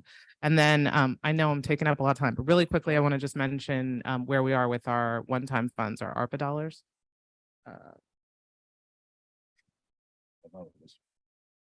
Okay, so 13 million for our ARPA dollars for our one-time spend. So 10 million of that is going to go toward catch basins. We're going to spend 2 million of that on a contract monitor. So that's going to be a contractor in place to effectively oversee the work, track the work, properly document the work, and ensure that's happening. We had a contract monitor in place for our emergency catch basin contract that proved to be very useful. We also have one in place for our streetlight repair and maintenance contract. So I think that is a really important piece of that. And then we're planning to spend $8 million through 2 separate contracts for cleaning not only of catch basins, but also of main lines and also manholes. And I think it's really important, obviously, cleaning in front of a catch basin, cleaning in a catch basin is important, but if there's a break in the lateral or in the main line, it really doesn't matter. So we've got to take that whole, comprehensive full approach to that. So we're in the process of developing our scope and our bid package for that work. And then $3 million for right-of-way improvements. So a couple things I want to mention. We're planning $1.5 million for striping. So this would be an additional 300,000 in each of your council districts. And we're in the scoping process, and we'll look forward to coming to talk to you about the corridors we plan to focus on. We are planning to spend $1 million on mast arm rewiring. And you may recall that we had a serious issue following Ida with many of our traffic signals damaged. And this caused a lot of issues, particularly in the downtown area. So we've already completed our assessments, but this work would be to rewire about 260 traffic signal mast arms. And this is going to lessen the impact to traffic signal hardware during severe wind events. And also install backplates on the overhead traffic signals that are retroreflective to improve visibility, especially during power outages. So I'm very excited about that work. And then the last thing I wanted to mention, so our speed awareness and management program, we're planning to spend 500,000 on that. We get a lot of requests for stop signs, for traffic calming, an overwhelming number of requests. So our goal here is to establish a speed management program for the city. And these are programs that have been done in other US cities. The idea is establish a program that addresses speed holistically, from detecting speeds, expanding speed signage, providing speed detection and awareness in strategic locations, and determining where permanent operational physical changes are required. And so this is going to be an opportunity to work with you all to figure out the corridors that we can do this in. We anticipate the duration of this will be about 12 months. And, the goals are to increase awareness overall for posted speed limits, reduce speeding on specific street segments, and generally address the backlog of speeding complaints that we have via 311. And the last thing I'll mention, there was a line item in our budget for the walking trail and lighting for real timbers. I know Councilmember King stepped out. This work is not in the public right of way, so it's actually going to be moved over to Parks and Parkways budget. I have been coordinating with them, and they're planning on doing some leveling and tree remediation this year to get that started. Okay. That's- We have one public comment from Mr. Burnside. Councilmember King had to step out, but he did ask if on the fourth quarter issue, the bike lane removal, if it could be bumped up, please. Yes, understood. Thank you. Councilmember Green, do you have anything you want to add before Mr. Burnside? This is a comes? public Before Mr. forum. Burnside. This is a public forum, so I just wanted to thank you all for the removal of the vehicles from the district, a significant number of vehicles. But I kind of want to say to the public, for people who are just leaving their cars somewhere because they no longer work the way they want them to work, you can dispose of vehicles by calling nonprofit organization, and I should be careful to not mention any particular ones because they I don't want to favor anyone, and I think that maybe legally I could since they're nonprofit. But the bottom line is that a lot of those vehicles that are left on the street are because they've run their path with those particular vehicles and it's over. But they should just call and get some of those organizations to come and pick up those vehicles. They can get a receipt for them. Maybe it's a tax deduction or something like that. But leaving them on AP Tour or leaving them on Humanity Street and just saying, I've had enough of it, is just not the right way. And that is unfortunate. Maybe there are a lot of other reasons, but that why you all have picked up 235 vehicles this year alone, which I appreciate, at the end of the day. So that's kind of a message to the public. Look at those advertisements and know that that's real. They will actually come and pick up your car. They'll take them to a wholesaler. The organization gets a little bit of money for it. The nonprofit gets a little bit of money. And at the end of the day, you take a lot of pressure off of city agencies to have to remove vehicles that the private sector will remove. And you could be benefiting certain organizations that provide drug treatment, that provide, shelter and the like. That's all. It's just a public service announcement so that maybe in the future we won't have as many as 240 vehicles towed in a quarter. But thank you for that work. Thank you. Okay. Thank you. Mr. Burnside?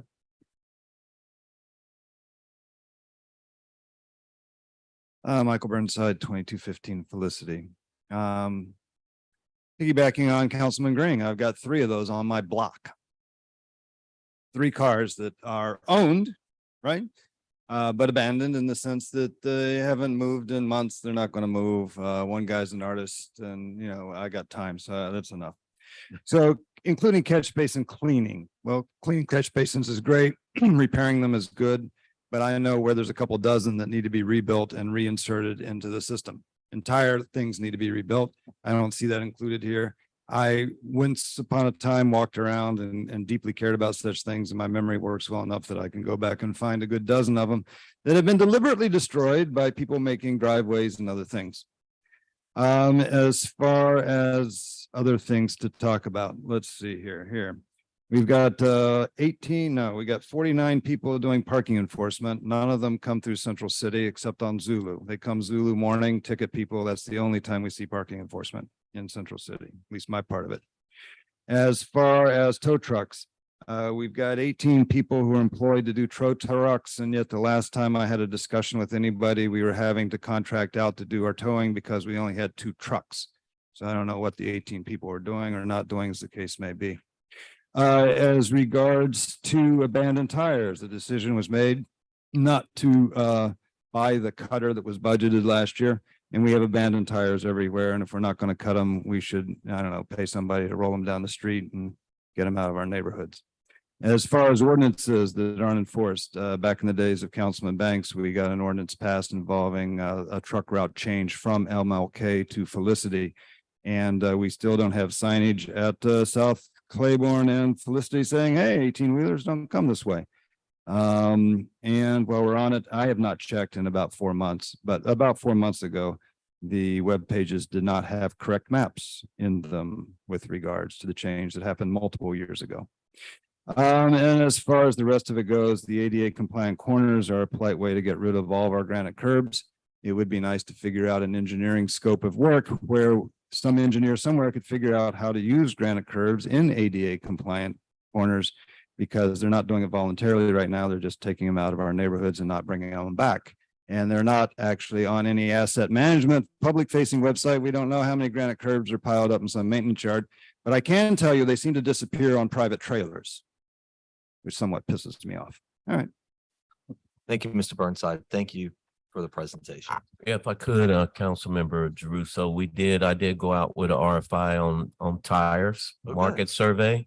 Was out for 30 days, came back. I had 1 responded on that. I've got a meeting Friday with the mayor with another company that is looking at using tires to shred and generate some type of fuel here in the city. So we're going back out with the RFI. We're still working on tires. The million wouldn't even buy us a shredder. And then not to even talk about the staff it takes to do that. And then after you get the debris from shredding, who's gonna take it and what's the element of operational cost with that. So we're looking to the market to tell us the best way to go, and we'll probably end up contracting for abandoned tires. Right now, we pick up about 32,000 tires that we deliver to Coke industry that shreds them on the old Gentilly Road. And we need about another 32 to 40,000 capacity to pick up, maybe 70 to 80,000 tires, unfortunately. They turned away thousands of tires from a major pickup we Right. did. Still on the In steps. New Orleans East and DOTD picked them up and they wouldn't take them. All right, thank you very much. All right, next up, capital projects. Thank you guys very much. Yes, thank you for the presentation. Yes. And Mr. Smith, as you get settled, I'm just gonna try and go through the math with you early, so I think the public understands kind of where we are in the bonding process. I know you have a presentation and maybe like with Ms. Porteous, we'll get through it, but I still don't understand.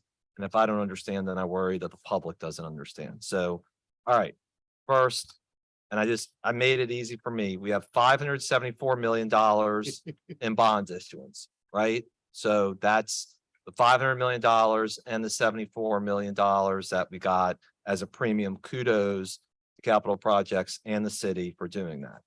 Of that, we still have another $200 million that hasn't been spent yet, right? Is that correct? Right, but one thing, Councilmember Jeruso, the 500, we did not sell. We sold 500, we sold 300 million Right, of a 500 million voter approved. right. We still have 200 million to. That's sell. my point. We have Yes. 200 million left. Yes, That has not been sold yet and for which there's still work that needs to be done. Right. Okay, so that leaves us with $374 million. All right. And based on what I've seen from capital projects, we have spent of that $374 million, $57 million. yeah, and on that $57 million, the way the bonds work, the bond funds are in the bank, but they're not categorized as being spent until they're expensed. And expense mean that invoices come in or we have actual expenses to spend. Okay, so this is where I'm getting confused now. That should leave us with $317 million in the first bucket of bond spending. My question that I feel like I have not gotten an answer to is, of that $317 million, not allocated, not for projects, how much is legally obligated at this moment? In other words, there's a court order, there is a contract legally obligated. To date, that total is about $171 million.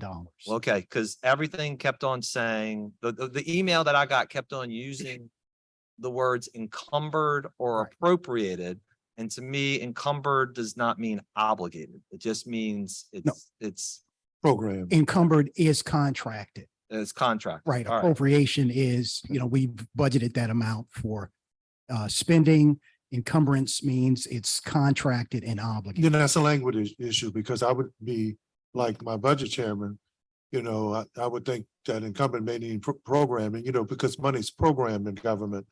It doesn't always necessarily mean it's being used.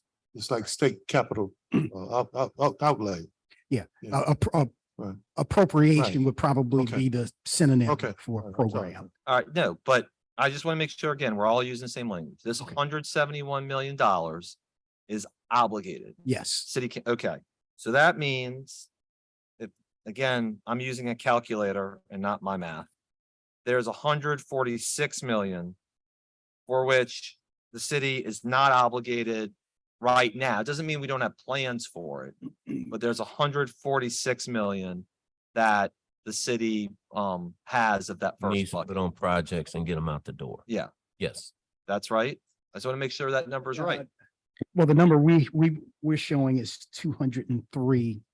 Yeah, million, but that's why the which is math, the once again, which is the difference between the appropriation right. and the encumbrance. But but that just can't make sense because if you've spent 57, I mean, you're more than 374 million then.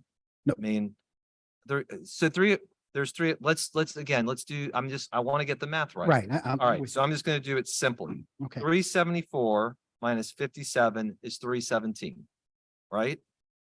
317. You mean, missed me. I I did not. I mean, it's a calculator. I mean, If I can explain. Yeah. Excuse me. I'm sorry, you are. Sorry, my name's Kyle Holman. I'm the new capital budget director. Okay, The 171 includes what has already been paid. So it's already on the contract. So if you're looking at what is on a contract that hasn't been paid, we have to take the 171 minus the 57. seven. And then that's what's on a contract that hasn't been paid yet to a contractor. Okay. So it's encumbered but not obligated. I mean, well, look, I'm trying to be very specific here Mhm. because we don't understand. And A, we want to be able to explain this, number one. And B, I think as council members, we want to be able to know how the money moves around and how we can stack Right. FEMA funding on top of IGIP funding, on top of capital bond funding. We have bonds defeasing. So I'm not trying to be a pain. I'm really just trying to get an understanding. So again, I just want to I'm going to start at the top. 374 is what we have. Right. It's Spent 50 sold and appropriated. Sold and to sold. projects. Sold. Correct. Okay. 57 of that. Go ahead.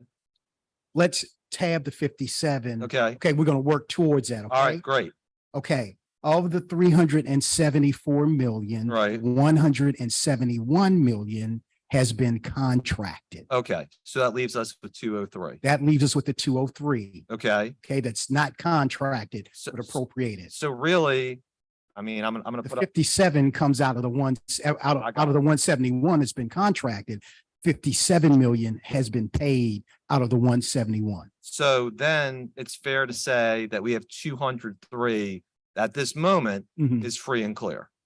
Right, it's unencumbered. It's unencumbered. That's, that's. Yeah, okay. Yes. So, all right, now I just want to make sure to Councilmember Thomas's earlier question, Joe, like about FEMA, are we going to encumber this 203 in order to be able to sell the next 200, or are they not dependent on each other? We are. And I need your help on that because of inflation that's happening right now, material costs, the portfolio that we had in place when this council came aboard, we cannot finish all the projects in the portfolio right now. Right. So what we need to do is for each council district to prioritize the projects for the monies we have off the last bond sale. So we can move those projects. Vince is ready to move those projects right now. Those that are designed and ready to go to bid and award. We're ready to move those out the doors to spend down the bonds to be able to sell the final 200 million. Okay. And I don't mean to complicate, Yeah. but let me just add some additional information. Oh, the 203, the unencumbered amounts represent, the 375, we have a list of specific projects, with amounts that total the 374. I'm sorry. Not really complicated it based on what he asked and what Mr. Threat just said, you're actually making it clearer. Well, I just want to add of the 203, that represents, let's say, contingencies for, we don't designate contingency. So the unencumbered balance would represent a contingency that we've calculated we need for that particular project, for construction, for designs, for testing. Okay, so I just want to put it in that context. That makes It's not sense. just- Let me maybe ask it in a way that maybe so we can understand. of the 203, how much is budgeted then for for contingencies? If there's a cost overrun Yeah. on something that's. I'm telling you that it's, the 203 represents budgeted amounts we okay. You know, typically we do a 10% contingency. Okay, So that means of the 374, 37 okay. million would be budgeted for a contingency. So that's kind of how that So I works. feel like what I'm hearing from y'all then is what you need from the council members is somewhere between 30 to $35 million in projects by district in order of preference. I mean, I'm trying to figure out where we are so we want to collaborate and work with you. And so I just want to make sure we get the numbers right because I don't want to set false expectations for us or Right. for you and make sure we're on Yeah, the same page. yeah. And That's one way of looking at it. If you want to, cut the obligations up that way. yeah, In the capital project portfolio, let me just note this. Of my remaining active projects, I've got, let's say the budgeted value, the appropriated value of my active projects is 277 million out of 463 million. Okay, so that's what I've got left to do. As Joe mentioned, and I'll give you guys the information, in 2022, our projects averaged coming in 63% over budget. We bid 4 or 5 projects to date, and that they average coming in 80%. So we're using sort of a 70% benchmark as how our projects are coming in over budget. I know that Councilman, you asked a question about, what Jefferson Parish is doing and other parishes. But, based on the bids we have actually received, that is what's happening with us. So if I take that 70% and, apply that to my active projects, I'm going to need an additional $161 million to advance my current portfolio. So, we've got to figure out, once again, that's for capital. Public Works probably has, their own calculations. I just want it to be a good conversation and look, I mean, we know, we just had this long conversation about all the work that's out there and we don't want to overburden. But at the same time, I think all of us have fairly good senses in our own districts. What are the things that we think are the top priorities? And so if you give us the number and say, here's the list that's on there, and then here is 25 million, 30, 35 million, rank for us.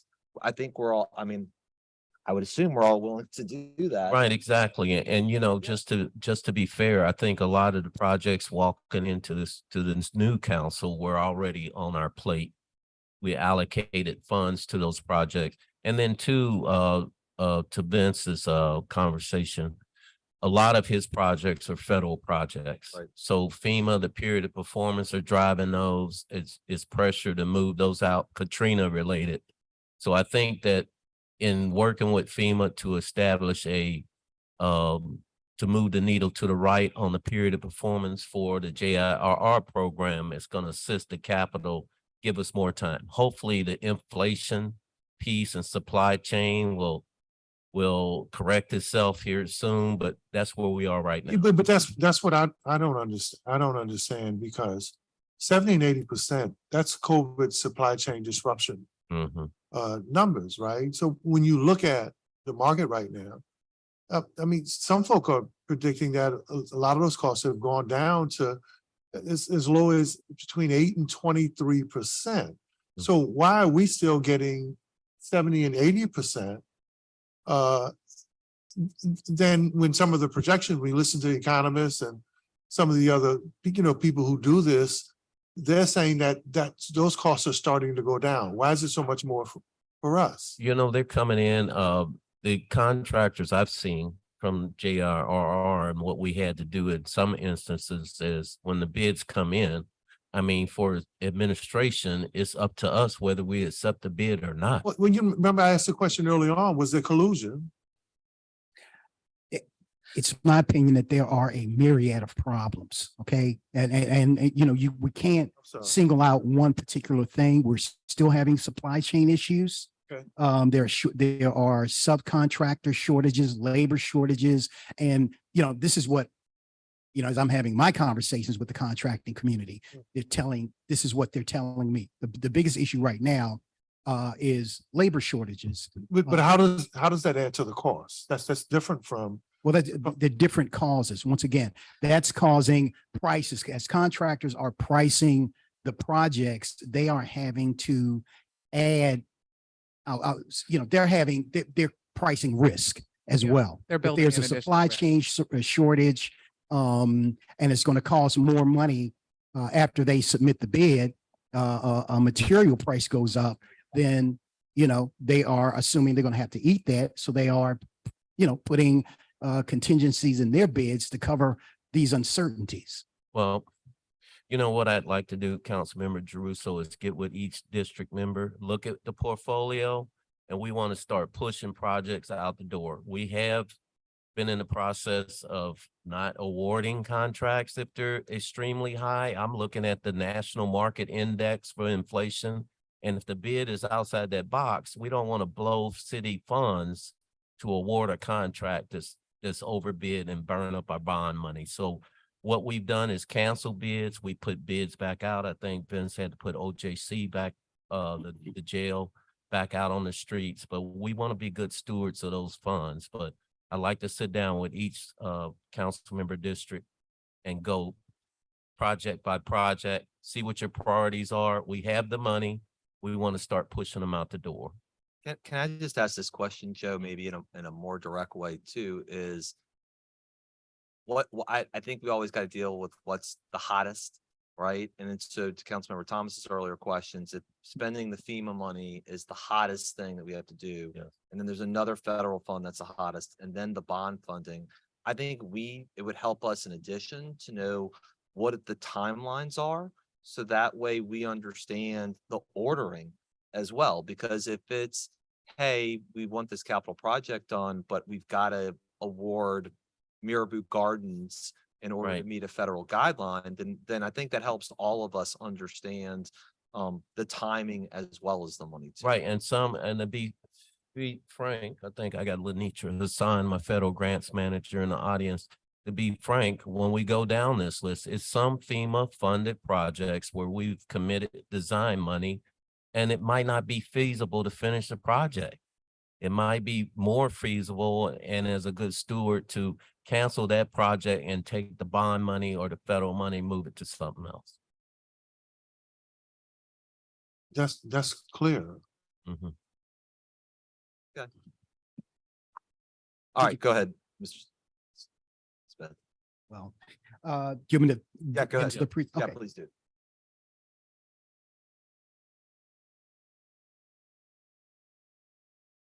Okay, real quick, moving to slide 3, which is just a snapshot of, CPA staffing.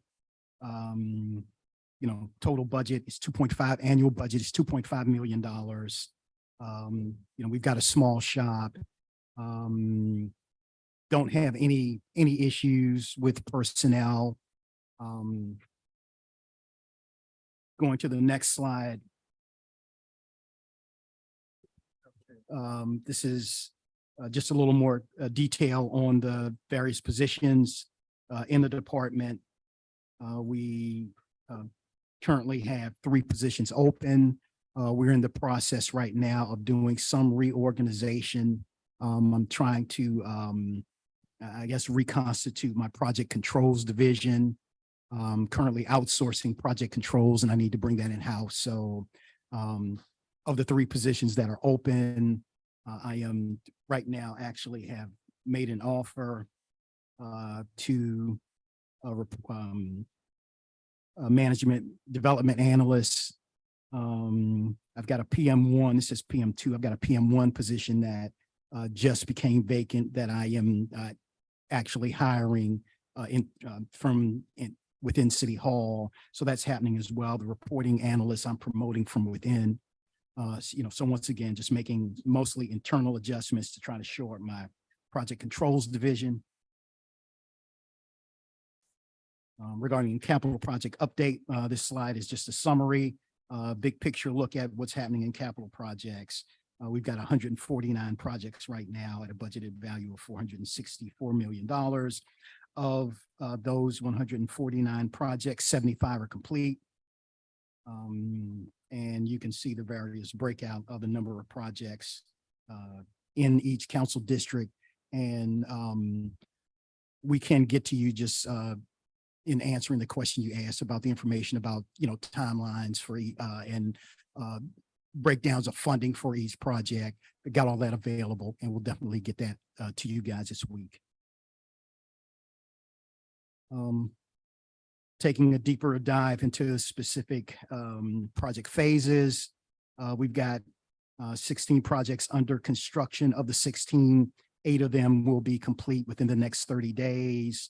To highlight, Norman, Huntersfield, Algiers, they're either finished or will be finishing up. Going to the next slide, JJIC, the Juvenile Justice Center, and we had work at the juvenile court. That's wrapping up as well. Gallier Hall is wrapping up as well. So these are the projects that'll be done in the next 30 days. Going to that slide, Desire Florida, we've really had a challenge with that project. We're finally getting to the end of that. We'll be issuing substantial completion this week and starting our transition of turning that facility over to Nord so that they can open that one up. The Joe Bart Shelter project will be wrapping up within the next 30 days as well. Moving into the bid and award phase and just hitting on some highlights. Of the 23 projects stated in the bid and award phase, 6 of them are advancing. The remaining projects are, most of them, we've got funding issues that we've got to work through as we've discussed. Let's see, highlights. Talk about Desire. The cutoff splash pad is routing for construction. On the OJC project, Joe mentioned we bid the project. What's back out on the street, we bid it. It came in $37 million over budget. The federal judge ordered us to find that 37 million. So that's, on the list of things to do. But we are, in fact, the project is re-advertising. We are, advancing the project.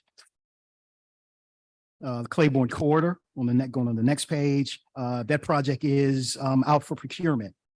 So that's a milestone, as we, finally moving forward to start doing improvements under the Claiborne Corridor that, will enhance that community.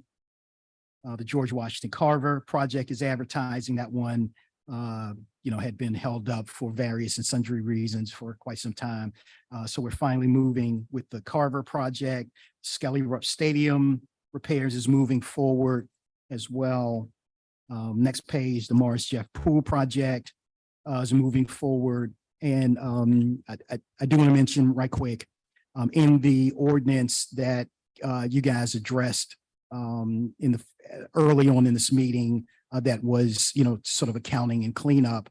We do have line item for council consideration to move funding from the West Bank Police Station, which is co-located, fire station, I'm sorry, which is co-located with the West Bank Police Station, which is currently under construction. The fire station has $6 million budgeted in bond funds. The projected cost of that project is $10 million. Actually it had meetings with Councilmember King and decided, since we don't have enough money to do that project right now, we're going to take the $6 million. We had a bid budget deficit in the pool of $4.5 million. So we're moving 4.5 to the pool, and we're moving the other $1.5 million to Skelly Rupp, which had a deficit of about that much as well. So, that's allowing us to advance those 2 critical projects in District C. Municipal and Traffic Court, we opened bids on that project and actually came in, this says 9 million. That's a typo. It's $19 million over budget. We bid that a couple of times. So that's one we've got to take a closer look at. Okay, advancing to the design phase section. The Gurnon Brown Rec Center project is moving forward into procurement. Councilman, of course, we had the issues with the CEA. But we're done, and so we're advancing that project into procurement. It should start advertising. If not next week, well, the next couple of weeks, it should be on the street. So that one's finally moving. Let's see. Nothing else to touch on in design, pre-design. Just highlighting the DPW sign and signal shop. I know Council Member Moreno was interested in this one. We are finally moving forward with the design phase on this project.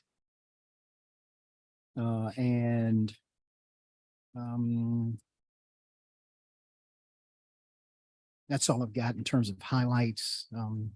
Council Member, you had a series of questions that you submitted. We've answered some of them. I don't know how you want to go Yeah, through that. Yeah, we ask questions of every department in advance, and I know we got some written answers. I think the other thing I just want to see if we can kind of get on the record a little bit, and maybe Mr. Threat, you're the right person to ask, is there's going to be, is it money from property management that's going to be used for certain of the police stations that are needed at this moment? I just want to make sure it's like $5 million. Is that right? And we're talking about consent Yeah. degree work. Yes, correct. Yeah, I don't know what the amount is, but you are correct. We are working with property management so they can engage some of the route, some of the work. Okay, There was a question, one of the questions was about the 8th District Police Station Right. roof. right. We had an inspection of the roof and actually it's in good shape. Mhm. There's some issues with the joints at the drain, at the drains. Right. And we think that's where the water's coming in. So that's going to be a much cheaper fix. Good. So we're moving forward, with getting numbers and getting the architect that we've got on board to put a package together so we can move that. I guess I just want to make sure, to the extent there have been things that are identified by the consent decree, that we're in compliance to Mhm. try and push everything along. So Right. my understanding is the 5 million is in property management and will be used on the requirements for the things that need. Right, exactly. And Mohan, he's working on that right now. Perfect. to move Okay. that work. I think that's most of the things that I have at this moment. Do any of the other colleagues have anything at all? Nope. And what I'll do, Councilmember Drew, so I will follow up on your question about the 6 million. I talked to a couple budget folks. I sent the text up to Gilbert and Norman. We're gonna get right back to you on that. Thank you. Also, I would start scheduling meetings with your staff on the project list for your district's bonds and everything. And Councilmember Moreno, I'll make sure you and Councilmember Morel looks at the results of those and get your input. I know you might, I think you had some projects on the list also. Okay. I think too, Joe, I just want to make sure we're level setting expectations, Right. because the list that Vince presented has a lot of outside bonds money on it. And so if again, it would help me to understand this project has to go to the front of the line for these reasons. Exactly. And it's a lot, we've got a lot of money sitting on projects like in planning, pre-planning, not in design, and we can use those dollars to move projects now. We've got the requirement to spend 85 by the IRS to spend 85% of that last bond sale, 300 million by next year, end of next year. So we've got to start moving projects out this year on the street. And Does it have to be actually spent, or does it have to actually expensed? be an expense? Got it. Mhm. So obligated. Okay, Councilmember Green and then Mr. Bernstein. And we're starting to work up for the remaining 200 million in June, Okay, with money, hopefully those bond funds in the bank by December of this year. oh, okay, so that was gonna be sort of one Yes. thing I wanted to make sure. So we're anticipating that the last unspent bucket of $200 million should be in the city's hands by December. Yes. Got it. Okay, thank you, Councilmember Green. Vince, I'm looking forward to the opening of the Desire Florida Multi-Service Center. Yeah, yes, we are. We all are. To Joe and Sarah, I would like to be able to drive down We're working on that. I know there are a couple active water leaks in the area that Right. is flagged. We've been in touch with Sewage and Water Board about that, so Thank you. we are I aware. don't even have to go there. I'm looking forward to that grand opening. It's gonna mean a lot for that community. I want us to recognize the significance of it in many other ways. But I'd like to drive down Johnny Jackson Boulevard and be able to get there. Right, and Councilmember Jeruso and other council members, I just wanted to offer invite, like I told you, the FEMA administrators gonna be in town April 26th and 27th. The 27th will be field visits into the districts on different projects. So you always we'll give you an invitation. You're welcome to join us when we go out to those field sites. And Councilmember Drew, so we are going to go out to State Street Drive. And so this will be an opportunity to see the pipe bursting we've been talking about in your Okay. district. Great. Thank you. I appreciate it. All right, Mr. Burnside. Thank you for presenting. Appreciate it. Then we'll wrap up with sanitation.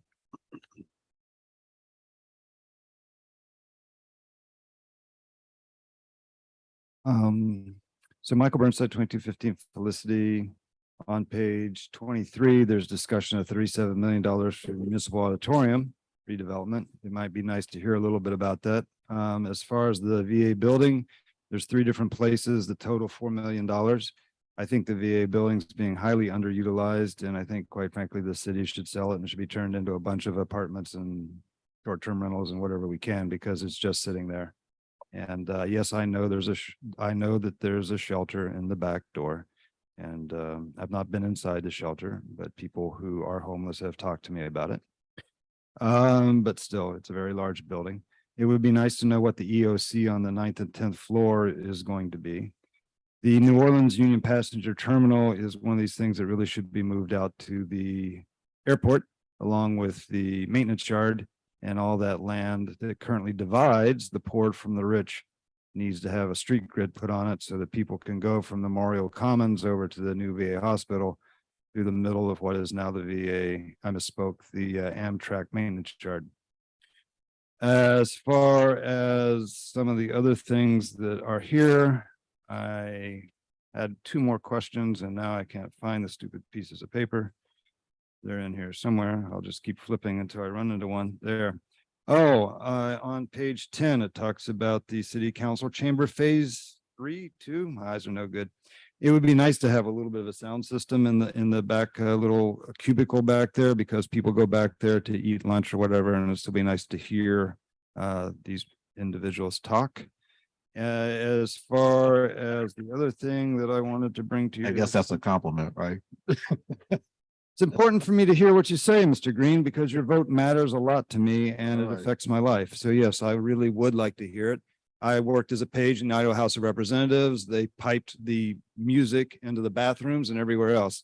So it would be nice to hear what you guys are doing. We appreciate And, that. and then finally, it says, we're talking a lot about contractors. I know it's a red light. Hopefully somebody will give me an extra 30 seconds. We're talking about contractors, subcontractors, and labor, and we're talking about supply chains, and we're talking about inflation, and we're talking about COVID. But what we're not talking about is profit margins. So you don't have to tell me because I'm sure it's secret, but the people up there at the table need to know really what are the profit margins these contractors are extracting out of the city. Because it's my personal opinion that has really no obvious way to back it up, that the profit margins extracted inside the city, whether it's private business or public business, are different than the profit margins extracted in other venues that physically surround us. And I do realize that some of the contractors here have taken their labor out of the city and into the state and are doing state contracts using the labor that used to be inside the city. So contractors obviously can move their labor pools around. The city needs to extend its primary bid, the number of people that are the primary contractors. I know what I'm going to say would not make Councilman Thomas happy, but you need to get out of town people in here who are willing to make money. Brown and Root, some of these other guys that do big federal dams, you're talking billions of dollars. I'm sure that they would love their profit margin to include your cash as well as anybody else's. Thank you, sir. Thank you, Mr. Smith. Appreciate it. And we look forward to meeting with everybody about how to move things forward and obviously make sure the order is correct too. And understanding we have some legal obligations too. All right, with that, Mr. Torrey.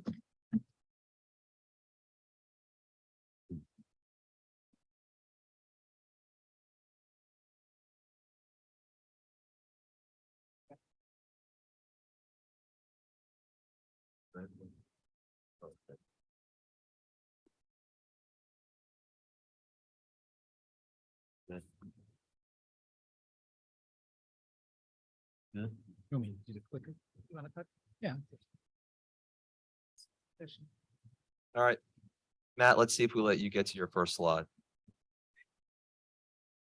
Perfect. Well, I'll sign in, but good afternoon, Thank- everyone. Matt Good Torrey, Director for Department of Sanitation. Happy to be here to talk about sanitation's progress for Q1 2023.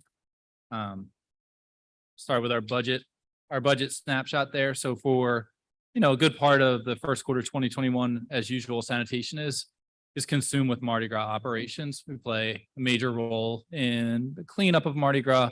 Takes a tremendous amount of work to be prepared for those activities. At our peak, we have over 400 laborers and over 100 pieces of heavy equipment out there on the second Saturday of Mardi Gras, which is a monumental feat. But overall, this year's Mardi Gras operations went extremely smooth. I'm very appreciative to all of the city departments and agencies that play a role in assisting sanitation and Mardi Gras cleanup, as well as our third-party contractors. But always happy to have Mardi Gras behind us so we can get back to our normal operations and business at hand, which we certainly have plenty of.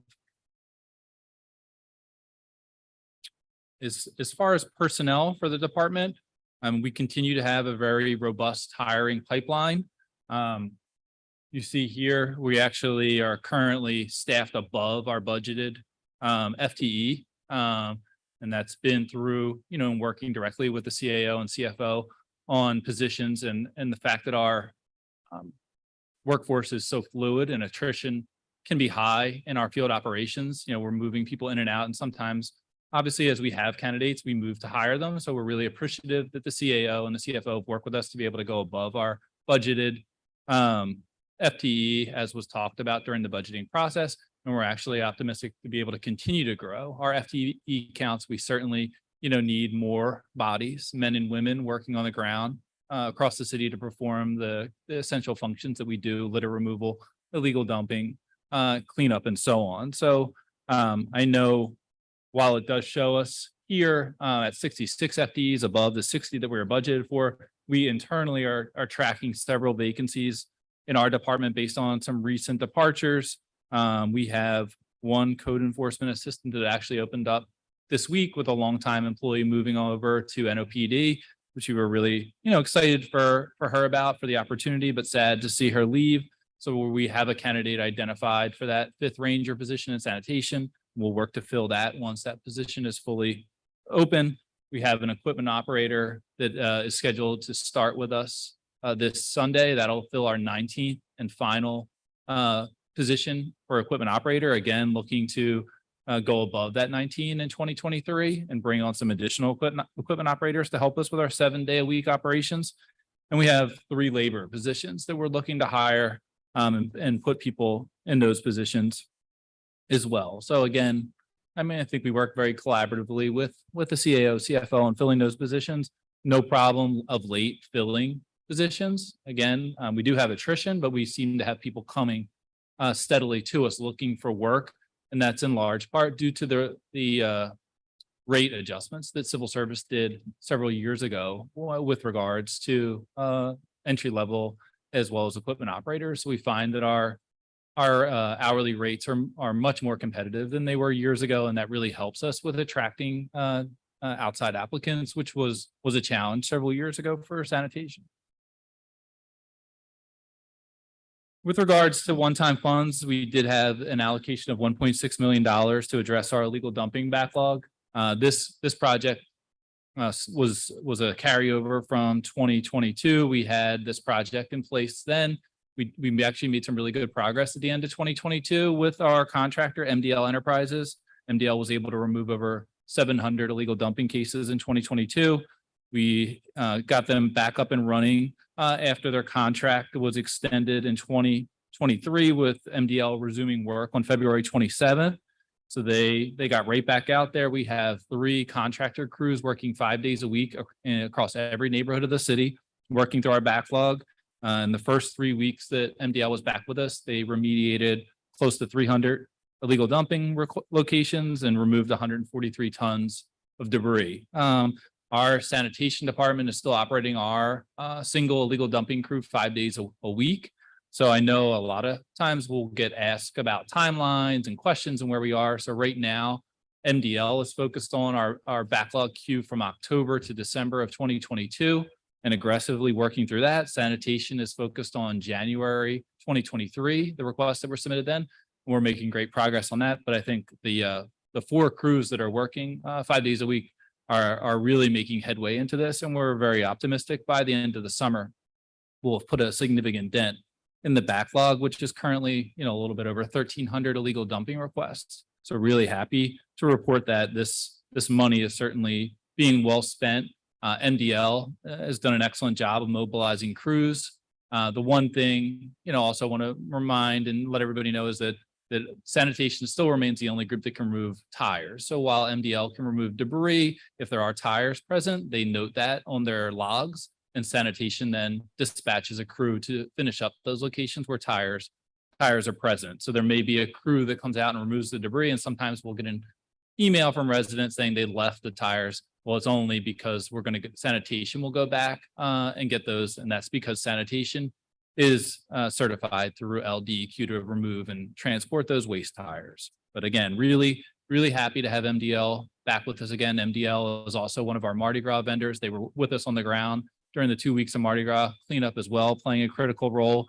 And their assistance in this illegal dumping removal is invaluable. And I think we've heard from a lot of neighborhood groups that they've noticed a discernible difference in the amount of debris on the ground. So really happy to hear that and looking forward to the continued progress over the next couple months.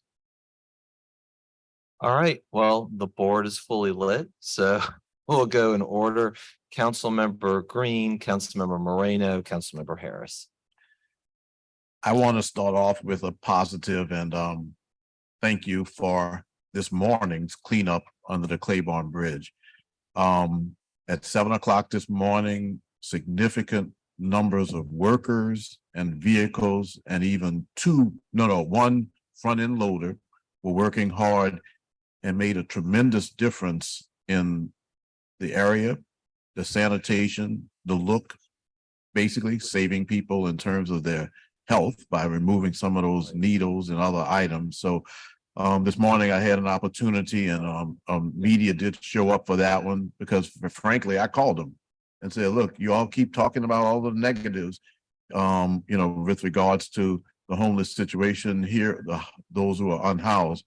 Here we have the sanitation department with the police, with also the health department working and doing a tremendous job. So I want to tell you that you'll see it on the news today, but I want to thank you for having that crew out there and it made a difference.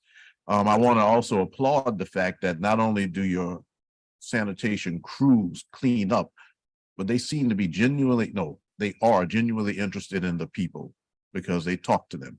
I heard some of the communications with them, including telling people, call the city if you need this kind of assistance, if you need that kind of assistance.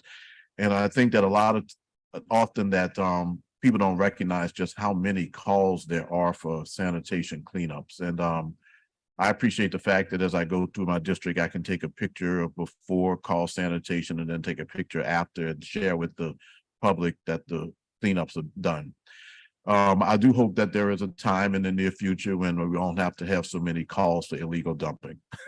I mean, it's just incredible still the number of people who decide that they're going to come into the city of New Orleans and under the cover of darkness or behind houses, behind public places, leave their materials, including the last couple that we were able to address involved people from out of town, Alabama and from Mississippi, who come in town to do jobs, get paid for those jobs, and instead of going to the appropriate places, or maybe they finish their jobs late at night, they choose to take advantage of neighborhoods that aren't able to defend themselves against this sort of treacherous activity, and also don't really want to go and pay the fee that has to be paid. So I want to start off with that positive by saying this morning was a good morning, and there have been many mornings when sanitation has made that possible. So I want to thank you, Mr. Torrey, for that.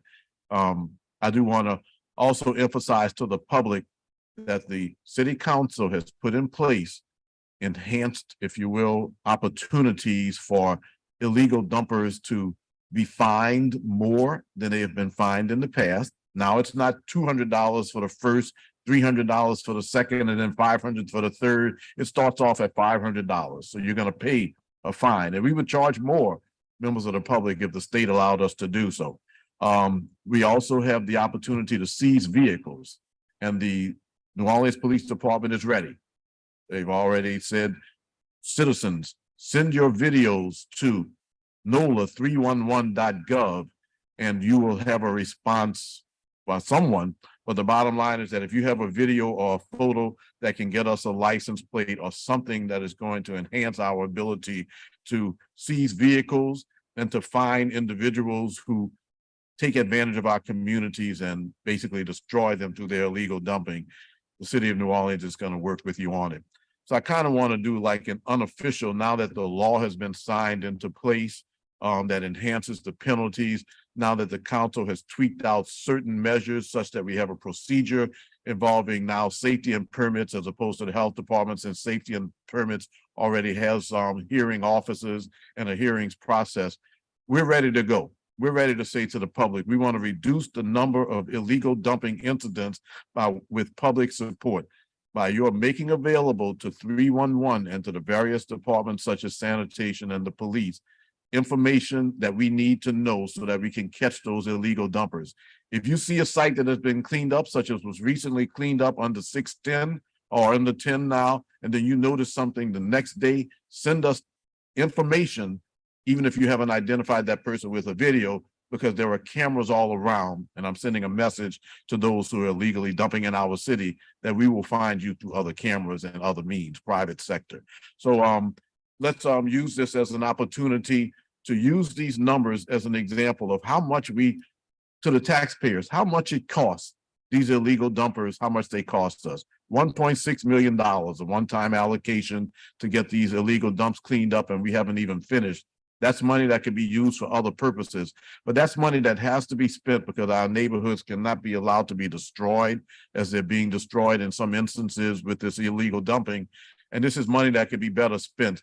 But right now we're moving in the right direction in that regard. And again, with those procedures in place, with what the council has done, with the fact that the police are ready, with now we have the sanitation ranges in place, I just want to encourage the public to recognize that our Department of Sanitation, our Department of Public Works, this city council and the administration are laser focused now on identifying illegal dumpers and stopping it. Please share your information with us. But once again, this morning was a great morning. And Mr. Torrey, please give my commendations to your crews who are out there today, because they were sincerely interested in cleaning up our city. I appreciate it. Yeah, thank you, Councilmember Green. I certainly will. I know we stand ready to support these coordinated cleanups we have across the city from time to time in certain areas, and they're delicate, right? The situations that we're dealing with. I mean, people are present there. I know from our staff, we have folks that previously have been homeless, or have family members that are homeless, and we clean these areas every day, regardless of whether there's a coordinated cleanup or not, so that we're coming into contact with people. So it is very sensitive for us, and our goal is always to be respectful and have, a good working relationship as we're working across the city. So I appreciate those comments, and I'll certainly relay them to our team. Right. It's important, that we are sympathetic and have, a heart for those who are experiencing certain situations. But even today, in talking to one of the people who has hoarded a lot of things that were unsanitary around the place that she was staying, even she said, basically, I know you're not supposed to have all of that. It's, you have concerns and we want to address them.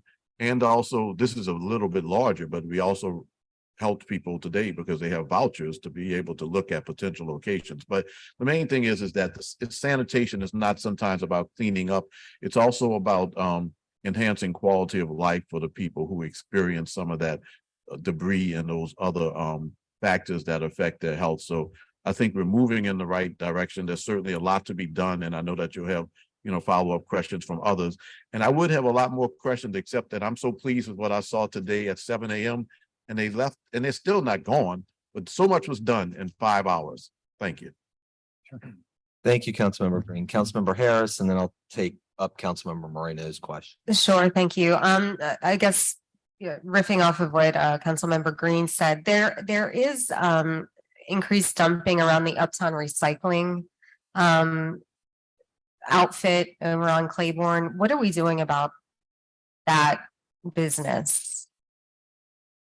There are wires, there's other debris that people, I guess, take to be recycled, and then Uptown Recycle rejects it, and then the folks just take it and dump it underneath the overpass.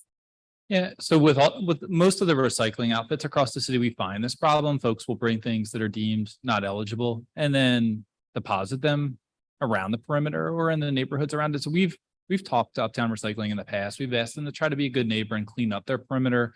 I think they do some, but clearly not all of it. So we periodically coordinate cleanups to move those debris. So it sounds like maybe we might need to hit that area a little more frequently. Yeah, I mean, what can we do so we're not asking nicely, but we're telling them to listen, if you're going to reject debris, then you need to clean up, or you need to have some place for it.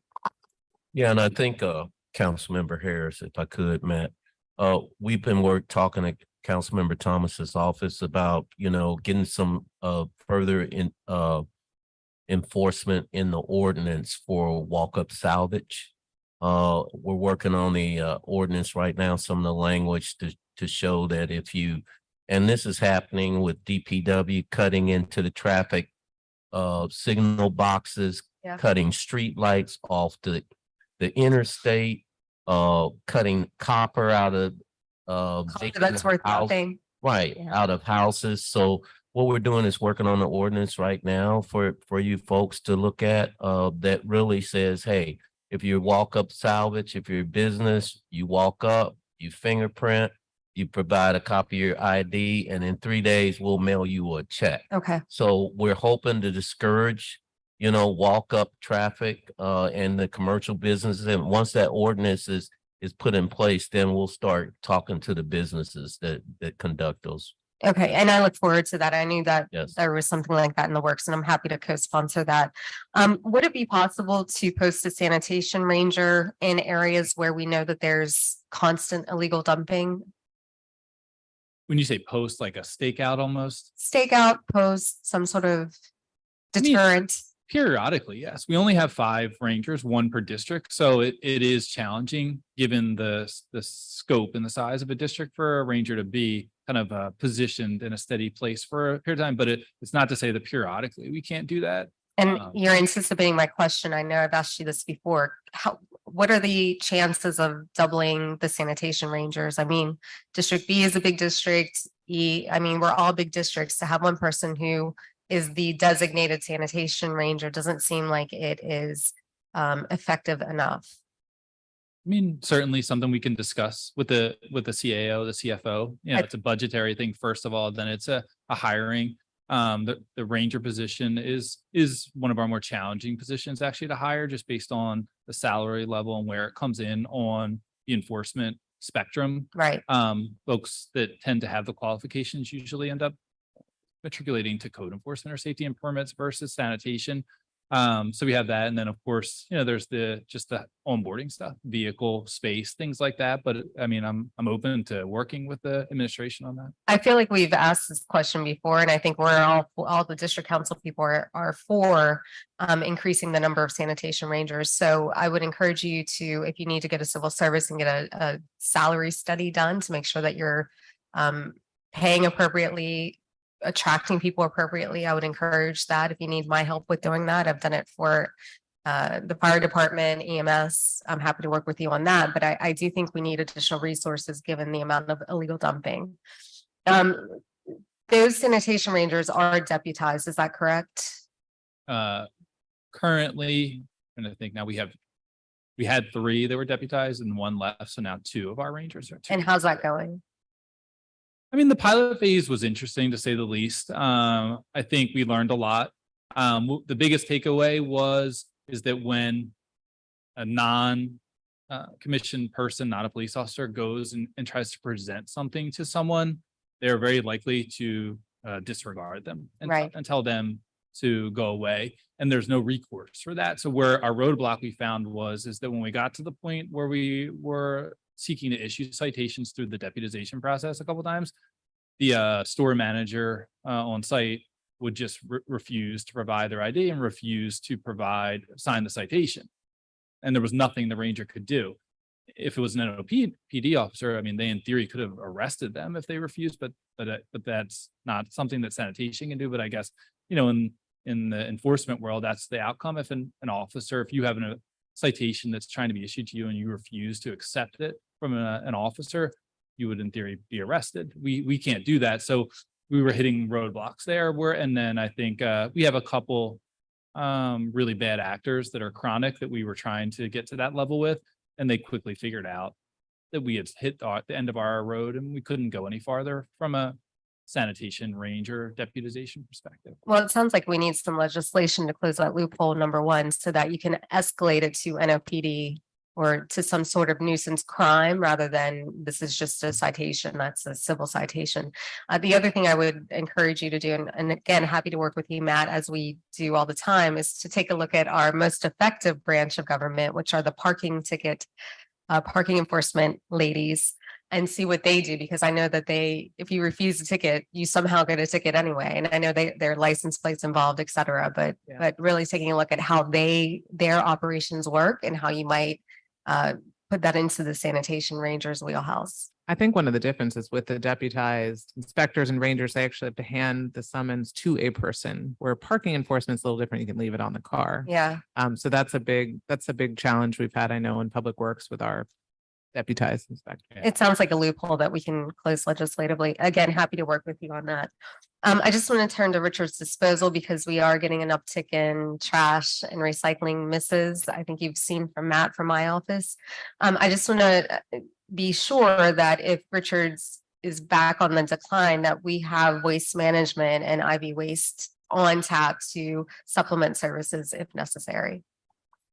Yes, Councilmember Harris, and I see most of what we've got in place right now, because we've been in like the settlement environment with RDI. I've kind of pulled a lot of things from Matt and had direct correspondence with the council for RDI per the settlement agreement. So I have been forwarding Matt those requests of non-pickups back to council, and hopefully they get to Richards to where they respond. But if they still haven't been picked up, please send them directly to me.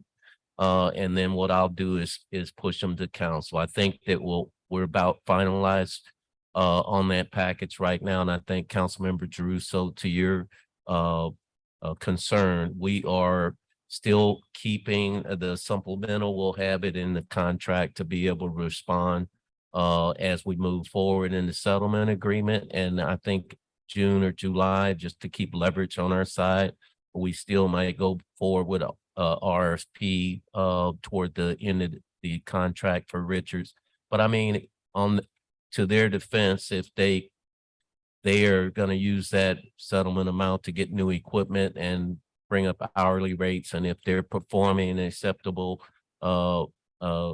rate, I mean, at the time we get RFP, and that's a decision point for us to whether we extend, negotiate, or just go forth with a new contract. Yeah, listen, we're all hoping that Richards pulls through, right? Yeah. It's our last giant minority contractor in the city. However, we don't want to end up where we were, which is us getting like 180 calls about missed trash pickups per week. Exactly. And we're headed in that vein. But going back to Richards, I know that there's a backlog on carts that'll be addressed as well in the settlement.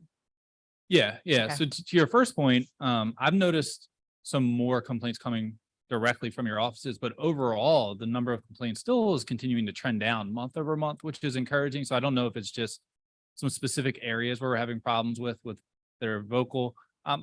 we're diving deep into that, but overall, the number of complaints continue to drastically come down month over month, which we're happy about. I think clearly we demonstrated that through our new contract provisions, we can easily ramp up supplemental support as needed. So should something arise in the future, we can easily ramp back up again. That shouldn't be a fear for anyone. But to your point, yeah, we want to make sure that as we move forward with the settlement, that resources are in place to provide stable service once Richards reassumes collection responsibility for all of the routes on the East Bank. So we continue to stay on top of them. We continue to remind all of our contractors, even if it's a few complaints, we do expect that they're responding promptly to us so that we can close the loop with your office or with residents and make sure that those issues are resolved. Great, thank you. And then I want to turn to large item pickups. Oftentimes, large items turn into illegal dumping spots because somebody will move out of a house and put a mattress down, and then it turns into everybody in the community. Is there any way to implement a educational piece about large item pickup, illegal dumping, and trash collections, and how that all relates to 311? I know you did an educational piece on recycling, which I found helpful. But I wonder if you couldn't do something generally about how to inform the city or your department about a large item pickup or illegal dumping concerns. And that's something, Councilmember Harris, I agree with you. I mean, it's something that in the senior meeting, mayor's meeting on Monday, I'll bring that up to communications. I think we should have a constant, educational communication package on illegal dumping, on salvage, walk up, cutting into city property, catch basing, all the above. I think we don't do enough of that right now to help us out. I appreciate that. And Matt, let me just say this. I want to thank you for helping us in our District B quarterly cleanups. I know we're having one on April 22nd. So thank you for assisting us with that. Y'all are all invited to come out and help. And I also want to thank you for engaging with Glass Half Full on glass recycling. That was something that I was really excited to see, and I'm glad that that partnership could work out. So again, thank you for all your efforts. I know we continue to be a pain in your butt, but we are trying to clean up the city one piece of trash at a time. Yeah, thank you. We're happy to participate on April 22nd again. I mean, we've seen a real uptick in number of neighborhood cleanups that are scheduled over the past month and going forward into the spring, which is amazing for us. And we also have our own Household Hazardous Waste Day, which is coming up on May 13th, which is that one time a year where residents can come to Elysian Fields to get rid of those items that you can't put in the trash, the gasoline, the oils, the chemicals, paint, all of those things. I mean, you'll be seeing some information going out on that, but we want to make sure everyone takes advantage of that event. And of course, our normal recycling, glass, plastics, cardboard cans are all taken there. Electronics, light bulbs, batteries are all taken on that event as well. But that's the event where you can bring those hazardous materials that need to be disposed of. Two more questions, because that brought something up. Where are we on the sort of district centered disposal areas, the convenience centers? So the last update I had was that they were, the law department was in final negotiations of the contract with the design company, Pivotal Engineering. They expected that to be signed any day. From there, they would go into design for the two sites, and they expected design to last about 5 months. And then we would go out for construction bids from there. So that's where we are. And the two sites identified are in District E and C, but not the rest of the district yet. Well, originally we had thought about three sites, a central location, but that was, we really struggle with a central location that works, that's not opposed by any one stakeholder group. Yeah. And the second question, listen, it's time for university graduations and move outs. I know we get a lot of complaints, Joe, especially in your district, when students just start trashing things. So are we prepared for ramping up in those areas with either supplemental service or our crews to be taken out of other districts to kind of focus on college move out? Or even again, educational campaign to the universities, hey, y'all need to figure out your students' trash. And I say that with love coming from Loyola, but at the same time, I know it's a pain for people who live around students. Yeah, I know Tulane does that as part of their ongoing student engagement organization, but we certainly stand ready to have some supplemental collections as needed with move out happening, because we know the debris will be heavy. So especially on Broadway, but on those parallel streets as well. Thank you. Councilmember Harris asked all of my questions, but I have one sort of follow-up from her from Councilmember Moreno. For the people who are deputized, how many tickets, summons did they issue? Do you have that number? It's zero. Zero. So we attempted to issue, I believe it was 2, may have been 3 citations, and encountered the issue that I described where the store manager refused to accept the citation. Okay. That ended that process. We continue to have a tremendous amount of voluntary compliance success. So I want to remind everybody, we never envisioned issuing a high number of citations based on what we do, but we are working very closely with the CAO's office coming out of that first pilot phase around how do we solve this problem we've run into now where folks aren't willing to accept the citation. So Yeah, I think what we're just trying to figure out, and maybe I'm speaking for more than just me, is we've been so focused on public safety and how to help out the police department, and then how to take things out of their hands where possible. And I know I was on the last council that voted on deputization, and part of the reason I wanted to work with the administration on this is, how do we not strain the resources that are within other places, and knowing that Department of Public Works or sanitation, whoever the case may be, are the subject matter experts in their areas. Is there a way to balance all of that while at the same time understanding that there's unforeseen issues when dealing face to face with people and trying to issue them citations too. And I think that's something that I think hopefully the collective we can work on. I think that's what Councilmember Harris was getting to, is we know it's important to protect the safety of our employees, but at the same time, I don't know that it's a good place to be to just say residents, you can disregard rules either. So we need to find that sweet spot.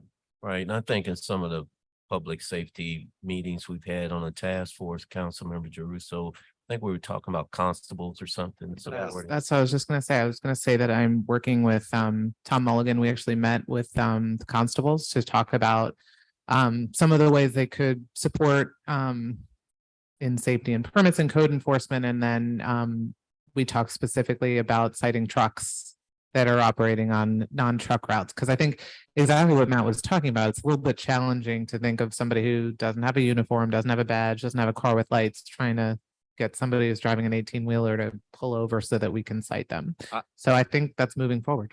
That's great news. So I guess my colleagues are aware, and the public, we both, our office and the administration, have been talking about having constables who, as Sarah just pointed out, they have the uniform, they have the badge, they have the authority, right? The presence, as Sarah just said, to issue the citations. And then I think what we're trying to do is to figure out how we prioritize what they go do. Do they start with code enforcement? Do they go to sanitation? Do they go to trucks? And I know you're trying to work through that process.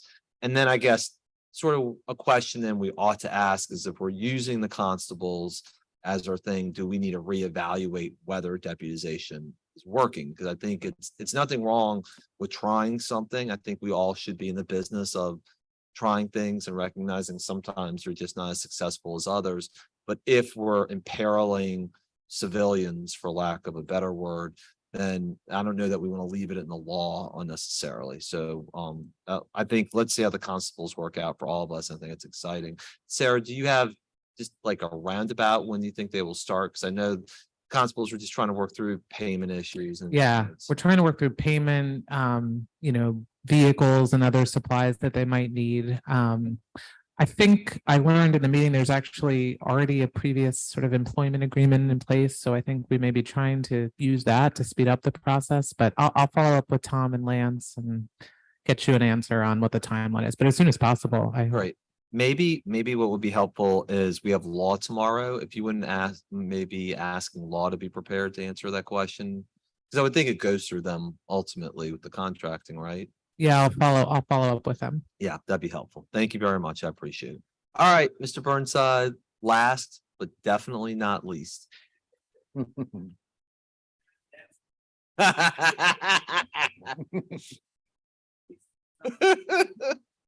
Getting around anywhere, anybody who can even remotely dance, and I'm least. Thank you, Councilman Jeruso. My name is Michael Eric Burnside. I live at 2215 Felicity, and I got a jumble here. So some of them are going to be phrased as questions. I don't expect an answer right this minute, but if somebody wants to come over there and talk to me, that'd be great. Some are phrased as statements. So in regards tires, 3 or more years ago, we got a guy arrested and actually went to court because he dumped like 10,000 tires across the railroad tracks from the Superdome.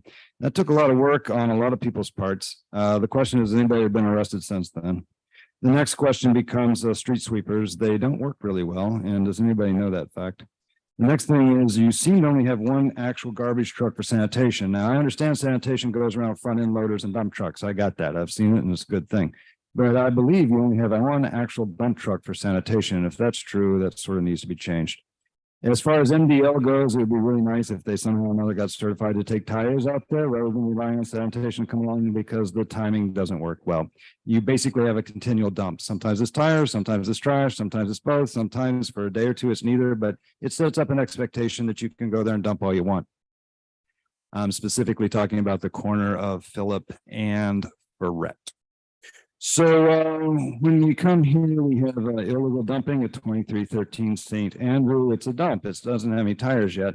But here's the interesting thing. It's a vacant lot. So obviously it doesn't have water. So if it doesn't have water, it doesn't get a bill for actual trash service. And if it doesn't get a bill, then the for-profit trash collectors don't pick anything up. So it's just going to stay there. So the question becomes, can we bill property owners through, say, the property tax and not through the water bill? And that way, the for-profit companies get the motivation to pick up trash, even if it happens to be in front of a vacant lot, because they're getting paid by the property owner to pick up trash in front of that lot. And as far as the rest of it goes, let's see, abandoned tires pickup station. Yeah, the whole idea of fingerprinting people and not letting them do easy recycling sort of could piss me off if I let it, but I'm going to let it slide for the moment. You could pay poor people to roll tires up to the recycling center and just get a $10 bill for a tire, and you come out ahead, because the Chapter 66 people over there at Code Enforcement are paying some of their contractors between $25 and $35 a tire to pick it up, depending on what size tire it is. So somebody somewhere's picking up tires and they're getting paid to do it. So maybe MDL can follow their lead. And as far as the rest of this, I can't read, so I'm just going to skip it for the moment. This doesn't have any asterisks, so I'll skip all that for a moment. I'll go over here and I'll find something more to talk about, even though I'm bothering to myself. You're a little over time. Well, look at that. 1, 2, 3, 4, 5 asterisks, a little over time. I will close by saying that the overpass everybody's talking about is actually state government, and I've had the state come and clean up their properties. So you don't necessarily always need the city to solve problems. Thank you.